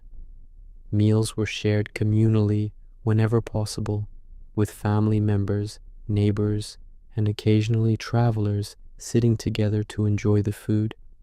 Sharing food was both practical and symbolic, fostering connection and quiet respect between people. Markets offered an array of ingredients that reflected distant trade routes: spices from far-off lands, grains from neighboring regions, and even imported sweets appeared alongside locally produced items. Merchants displayed their goods carefully, allowing buyers to see, touch, and smell each item, turning even a simple shopping visit into a gentle exploration of culture. Marco was particularly fascinated by the use of dairy products in daily cuisine. Yogurt, cheese, and fermented milk were common, reflecting both tradition and the practicality of preserving nutrition in regions with limited access to fresh food year-round. He noticed that these foods were often combined with grains or meats in subtle, balanced ways, creating meals that were both sustaining and flavorful. Bread, noodles, and dumplings appeared frequently, each prepared with techniques unique to the local culture. Bakers and cooks demonstrated patience and precision, often following family recipes passed down for generations. Even small details, the way dough was kneaded, spices measured, or fire tended, revealed the care and attention invested in everyday sustenance. Ceremonial meals were another window into cultural life. Festivals, religious observances, and family celebrations often featured dishes reserved for special occasions. These foods were prepared with extra attention to presentation and flavor, and sharing them reinforced bonds within the community. Marco also noticed the social lessons embedded in culinary practices: respect for ingredients, cooperation in preparation, and gratitude in sharing reflected values that shaped not only the dining table, but broader community life. Observing these practices gave him insights into the subtle ways culture influenced daily routines and human interaction. Traveling with an attentive eye, Marco began to appreciate that food was more than nourishment. It carried stories of the land, the seasons, and the people who cultivated, prepared, and shared it. Each meal became a quiet lesson in human ingenuity, patience, and connection. By immersing himself in these culinary traditions, Marco learned to understand the empire not only through its geography or politics, but also through the rhythms, flavors, and daily rituals that shape the lives of its people. As Marco Polo traveled through towns and cities in the Mongol Empire, he began to notice the quiet dedication of artisans at work. Workshops were alive with movement, yet the atmosphere was calm and measured, each craftsman focused on skill and precision. Blacksmiths hammered metal with careful rhythm, shaping tools, weapons, and decorative objects. The sound of hammer against anvil was steady and deliberate, a soft percussion that blended with other background noises of daily life. Woodworkers carved and assembled furniture, carts, and household items, often using techniques passed down through generations. Each cut and joint reflected both practicality and an eye for beauty, creating objects that were functional, durable, and pleasing to the eye. Potters shaped clay with patience, spinning wheels turning slowly, their hands guiding each form into bowls, jars, and decorative pieces. Once fired, the pottery was often painted or glazed with intricate patterns, telling stories of local culture, beliefs, or natural motifs. Marco was struck by the variety of textiles as well. Weavers worked looms with gentle precision, creating fabrics that were both sturdy and visually striking. Patterns varied from region to region, reflecting climate, resources, and artistic traditions. The colors and designs told quiet stories of cultural identity and history. Jewelry and small ornaments were another field of meticulous work. Goldsmiths, silversmiths, and gem cutters handled their materials with extreme care, transforming simple raw elements into objects of refinement. Each piece required hours of observation, planning, and delicate handling, demonstrating patience and an understanding of beauty and proportion. Marco noticed that the work of artisans extended beyond the objects themselves. Their presence contributed to the rhythm of the city or village. Workshops were often located along streets or near markets, creating spaces where craft, trade, and social interaction merged seamlessly. Artisans taught apprentices through observation and careful demonstration, passing knowledge quietly from one generation to the next. Even small details, like the way tools were arranged or how materials were stored, revealed a thoughtful approach to efficiency and care. Marco understood that the products of these workshops were not just items of use or commerce. They were expressions of human creativity and culture, carrying values, aesthetics, and stories along with them. Observing artisans also taught him patience. Skill was developed slowly, often over years, and perfection required steady attention and repetition. Mistakes were learning opportunities, and each completed object reflected a balance between effort, observation, and experience. Traveling from one town to another, Marco saw that the style, materials, and techniques of artisans varied subtly with geography and climate. In northern regions, heavier materials and sturdier designs prevailed, while southern regions favored lighter, more decorative forms. This variation reflected adaptation to environment, available resources, and local needs. By witnessing these subtle differences, Marco gained insight into the ingenuity and adaptability of human culture. Craftsmanship, he realized, was a form of quiet storytelling. Each item produced carried a piece of its maker's skill, the traditions of the community, and the practical demands of daily life. In this careful observation, Marco absorbed lessons that went far beyond trade or aesthetics, learning the value of patience, attention, and respect for the quiet labor that shaped civilizations. As Marco Polo journeyed through the Mongol Empire, he began to notice that the landscapes themselves taught quiet lessons about the people who lived there and the rhythms of life.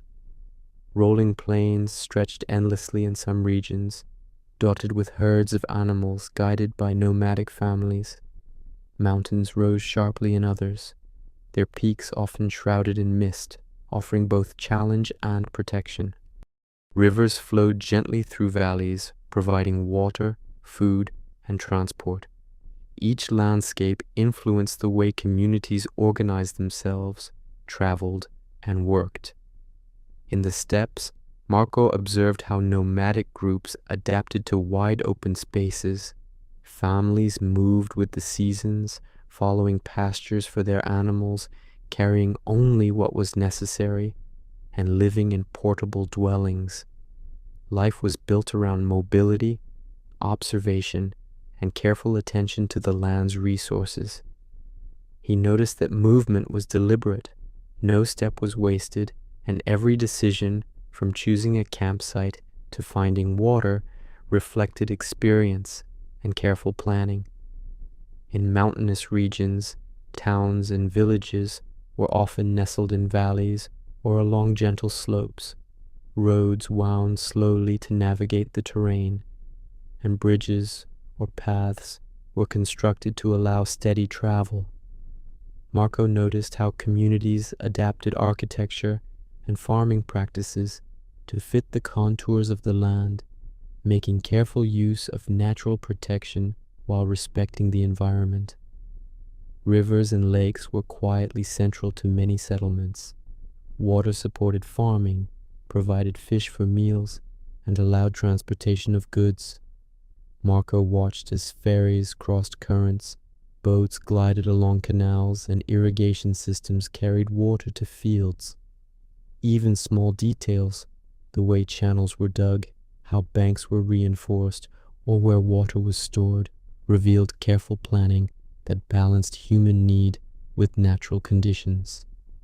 Climate shaped daily life in ways that Marco could not ignore. Winters were slower, with less travel and a focus on preparing for scarcity, while spring and summer encouraged movement, trade, and planting. Seasonal patterns influenced festivals, labor, and trade routes, creating a rhythm that communities followed quietly but consistently. Mountains, plains, and rivers also influenced culture and trade. Certain goods were more common in specific regions, while others traveled long distances along established routes. Communities learned to cooperate, share knowledge, and adapt to the particular strengths and limitations of their geography. Marco noticed that travel itself required observation of the land. Guides, scouts, and experienced travelers interpreted signs in the terrain, tracks, water sources, and weather patterns, helping caravans move safely and efficiently. These observations were quiet, almost meditative, teaching patience and attentiveness. Over time, Marco began to see geography not as a backdrop, but as an active participant in human life. The shapes of valleys, the flow of rivers, and the expanse of plains influenced trade, settlement, and survival. Mountains and rivers created natural boundaries, pathways, and opportunities, shaping the empire as much as human decision-making did.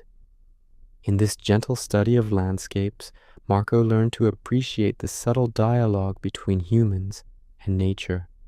Observation, adaptation, and respect for the environment became as important as language, diplomacy, or trade. The quiet lessons of geography prepared him to understand the broader empire, showing that the land itself was both teacher and guide in the unfolding story of distant civilizations. As Marco Polo traveled further along the trade routes of the Mongol Empire, he began to notice the quiet, continuous flow of cultural exchange that connected distant lands. Ideas, beliefs, crafts, and customs moved alongside goods, weaving a subtle tapestry that linked communities across vast distances. Markets, towns, and caravan stops became not only places of commerce, but also spaces for learning and observation. Travelers from different regions, merchants, envoys, and artisans shared techniques, stories, and customs, often without realizing the influence they had on one another. Marco observed that this exchange was gentle and gradual. A particular style of pottery might appear in a distant town months after it was first seen in its place of origin. A musical instrument or melody might travel along caravan routes, slowly inspiring local musicians to adapt it with their own touch. Trade routes became arteries of knowledge as much as goods. Spices, textiles, and metals carried with them subtle hints of the regions they came from, introducing unfamiliar colors, flavors, and techniques into distant communities. Marco noticed that even small objects, beads, tools, or patterns could carry stories, histories, and practices, creating connections between people who had never met. Food played a remarkable role in this exchange. Ingredients and culinary techniques traveled across regions, creating subtle fusions that reflected both local resources and distant influences. Marco observed dishes that combined flavors from the north and south, east and west, creating quiet bridges of taste that linked communities in a gentle way. Language and communication also reflected this cultural flow. Travelers often picked up words, phrases, and scripts from different regions, incorporating them into their own speech. Markets became spaces where multilingual communication was normal, and observation, patience, and subtle understanding were more important than rapid comprehension. Festivals, ceremonies, and religious practices offered another window into cultural exchange. Ideas about rituals, music, and costume traveled slowly from one community to another, influencing celebrations in ways that respected local traditions while adding new layers of meaning. Marco noticed that the Mongol Empire's structure encouraged this flow. Roads, rivers, and caravan networks were maintained to allow safe and steady movement. Officials and envoys ensured that travelers could carry knowledge as well as goods, creating a system that was deliberate, careful, and highly effective. Observation became a central skill for Marco. By watching interactions between different peoples, he began to notice subtle adaptations, how an artisan incorporated a new motif, how a trader adjusted their techniques, or how a local recipe absorbed a foreign flavor. These small changes reflected the quiet ways that cultures influenced one another. Over time, Marco realized that cultural exchange was not sudden or forced. It was gentle, accumulative, and patient, relying on human curiosity, observation, and interaction. The mingling of people, goods, and ideas created a world that was interconnected yet respectful of local traditions. Through this, he learned that civilizations grow not only through conquest or trade, but through subtle, continuous interaction, where knowledge, creativity, and respect quietly spread across distances. Witnessing these exchanges, Marco felt that he was seeing the threads that bound the empire together, threads woven slowly, patiently, and thoughtfully across geography and generations. As Marco Polo traveled across the Mongol Empire, he found himself moving through vast deserts and arid regions that stretched quietly into the horizon. The landscape seemed both harsh and calm, with endless dunes, rocky plains, and occasional oasis settlements that appeared like gentle mirages along the horizon. Travel here required careful planning and respect for the environment, as water, shelter, and food were scarce and had to be managed thoughtfully. Marco observed that caravans adapted to these conditions with remarkable patience and skill. Camels carried heavy loads of goods, moving steadily over sand and rock, while guides chose routes by reading subtle signs in the landscape, shifts in wind, tracks of animals, or the position of the sun. Travelers moved slowly, conserving energy and ensuring that resources lasted until the next well or settlement. Life in desert communities followed the rhythm of the land.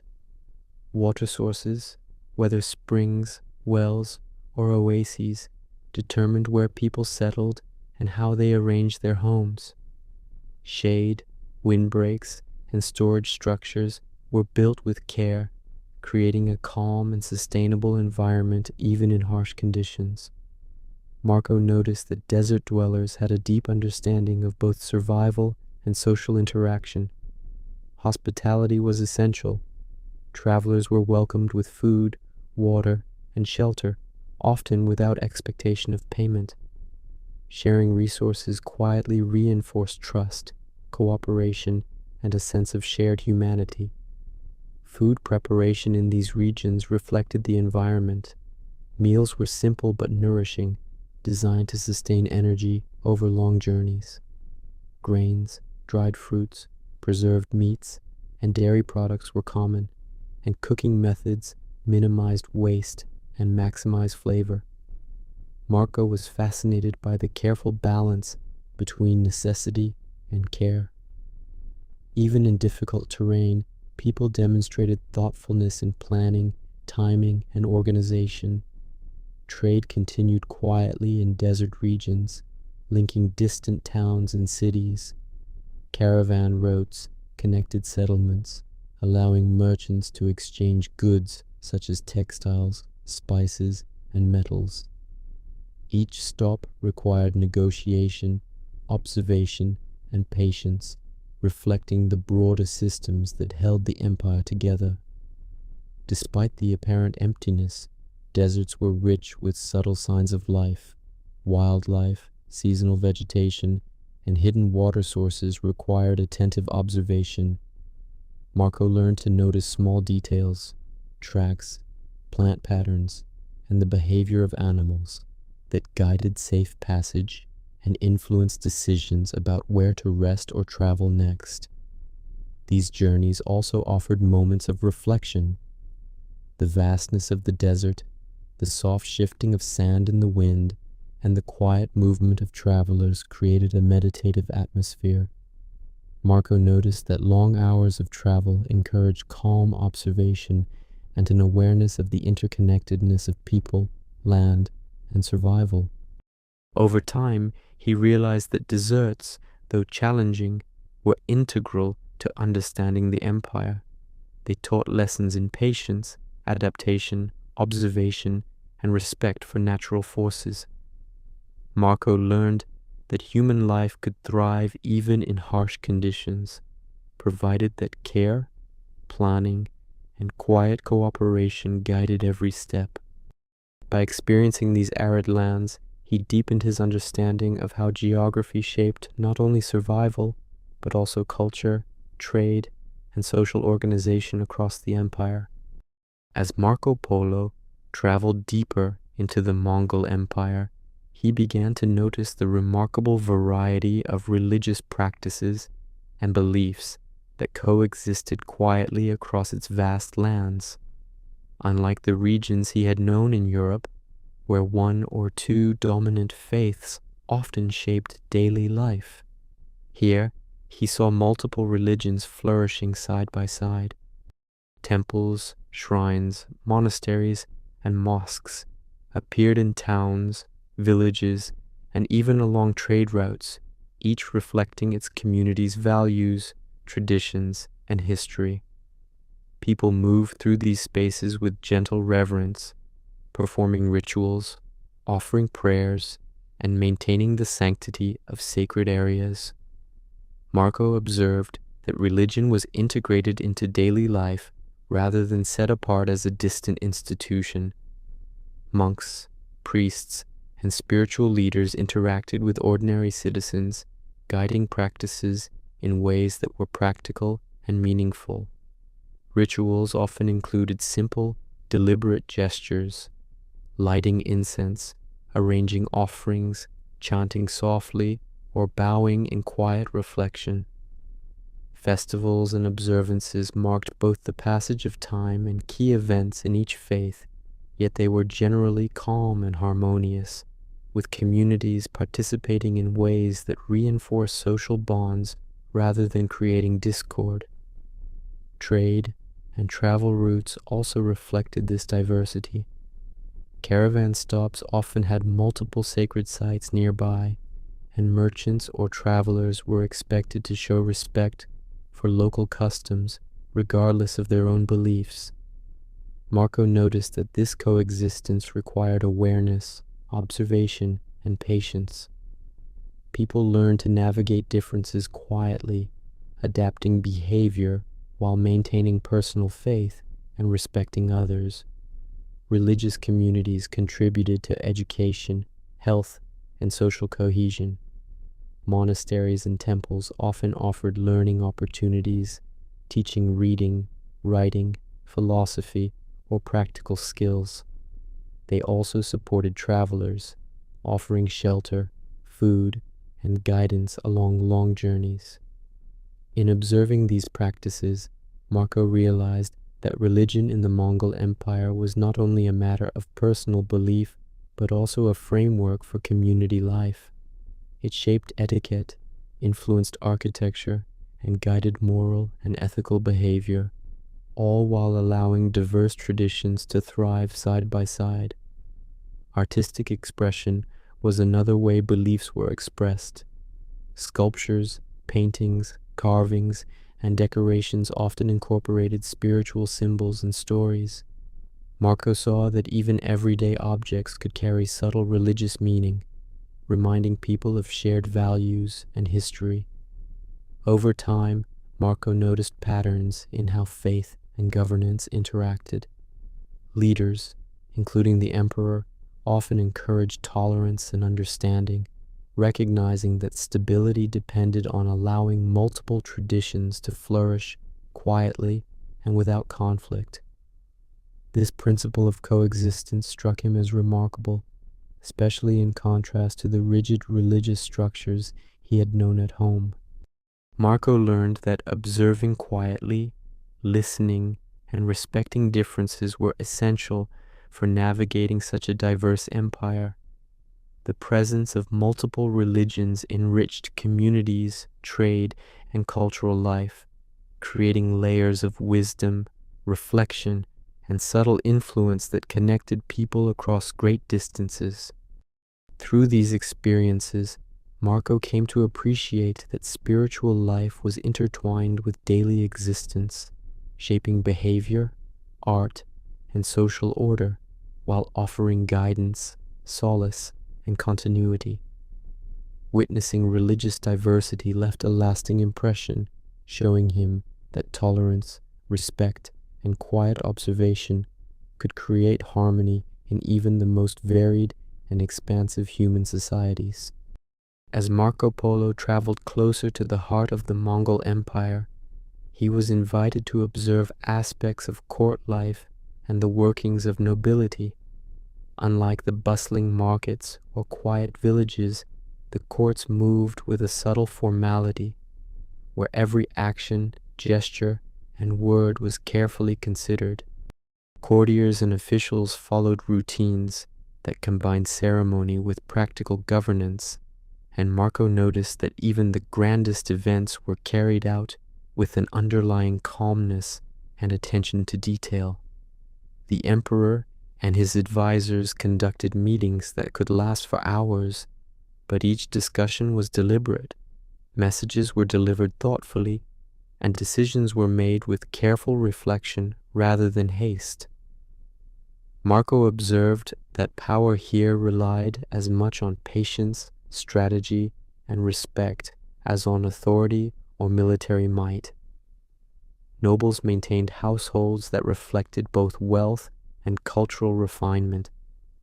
Their homes were adorned with intricate decorations, carefully arranged gardens, and courtyards designed for quiet contemplation or social gatherings. Servants, artisans, and guards moved in harmony, each performing their duties with precision to maintain order and dignity.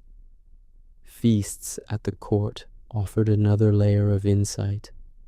Meals were prepared with attention to both flavor and presentation, often showcasing delicacies from distant regions brought along trade routes.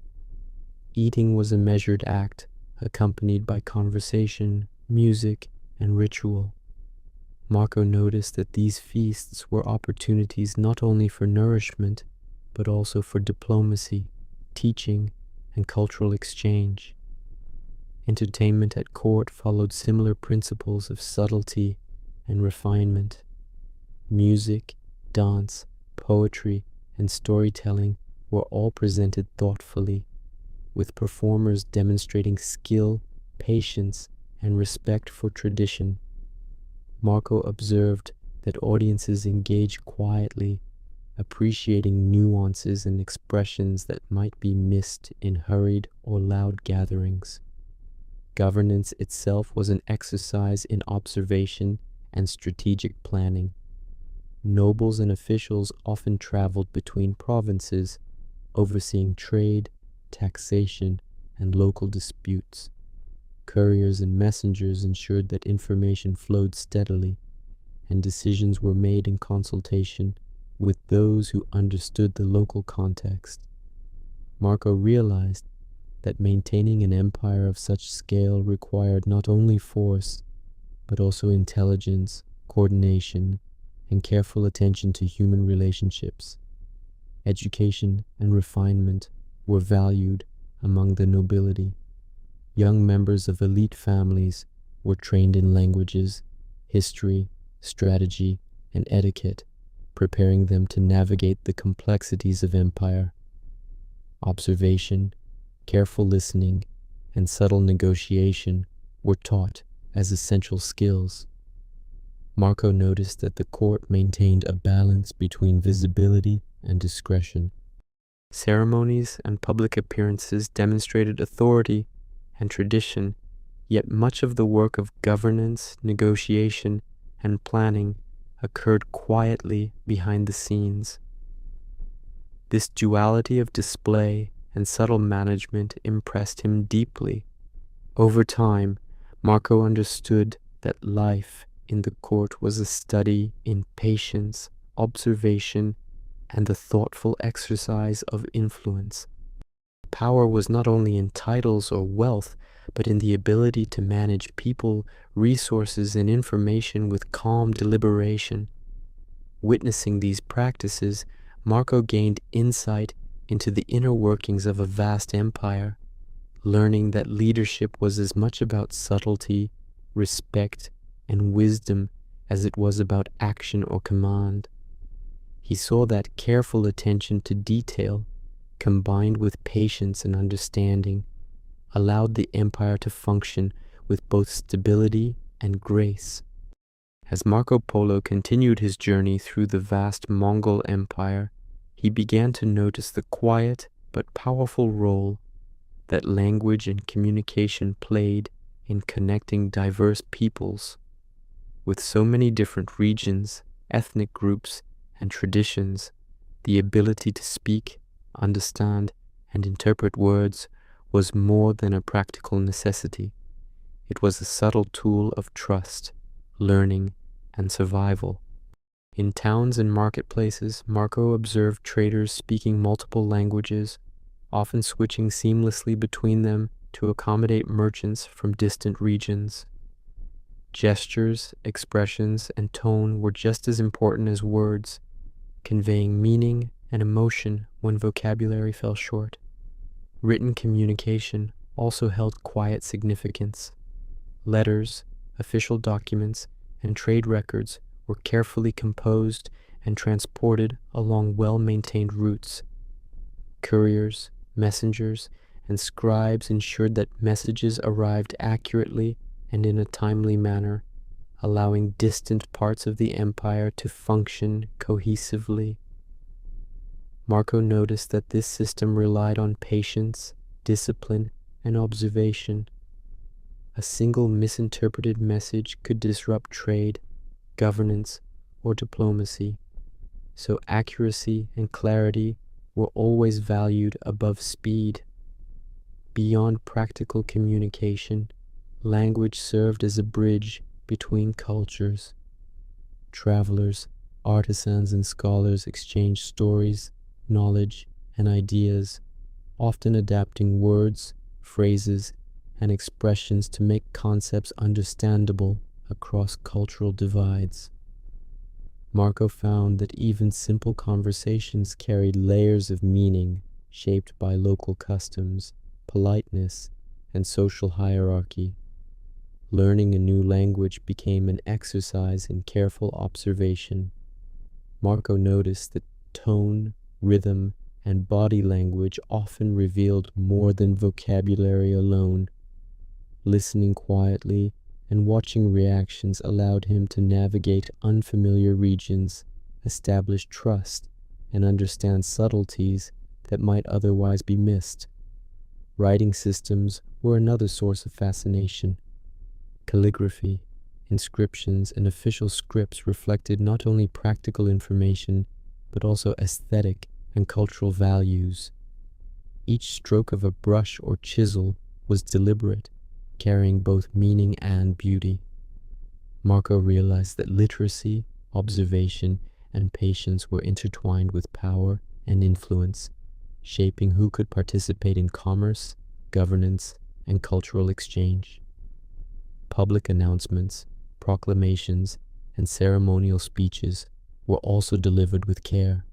Tone, pacing, and gesture reinforced authority and clarity, creating calm yet firm communication that guided communities without unnecessary conflict. Even storytelling relied on these principles. Oral traditions, poems, and songs preserved history, law, and moral lessons, allowing people to share knowledge quietly across generations. Marco observed that stories often changed slightly as they traveled, adapting to local culture while maintaining core messages, demonstrating the subtle flexibility and resilience of communication. Over time, he realized that language was more than words. It was a tool of connection, understanding, and adaptation. Those who mastered it could navigate vast networks of trade, diplomacy, and cultural exchange with ease, while also honoring the subtle rhythms of local life. By witnessing the quiet influence of language, Marco gained a deeper appreciation for human ingenuity, patience, and cooperation. Communication, in all its forms, was a vital thread holding together the diverse communities of the empire. He learned that observing carefully, listening attentively, and speaking thoughtfully were as important as strength, wealth, or status in maintaining harmony and connection across distant lands. As Marco Polo's journey neared its later stages, he began to reflect quietly on the lessons learned from his travels. The vast expanse of the Mongol Empire had revealed much more than landscapes, trade, and rulers. It had taught him the value of observation, patience, and subtle understanding.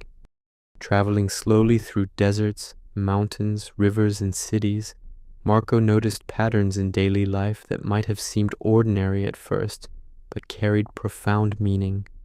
He observed how families organized themselves, how communities adapted to climate and geography, and how people across distant regions shared customs, beliefs, and practices in ways that connected them across thousands of miles.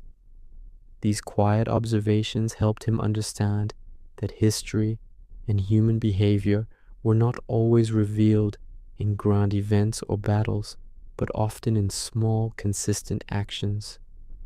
Watching markets, artisans, and traders, he realized that skill, care, and attention to detail shaped both survival and culture. A carefully woven textile, a precisely cooked meal, or a deliberate gesture in trade carried lessons about human ingenuity, cooperation, and continuity. Marco began to appreciate the subtle ways cultures influenced one another. Festivals, religious practices, and ceremonial life were not just entertainment or ritual. They reflected core values, social structures, and a shared understanding of the world. By observing quietly, he could see how each community maintained balance, taught the next generation, and preserved knowledge without the need for force or hurried instruction. The landscapes themselves also spoke to him. Rivers guided travel, deserts demanded patience, mountains offered both challenge and shelter. Each region required adaptation, observation, and thoughtful planning.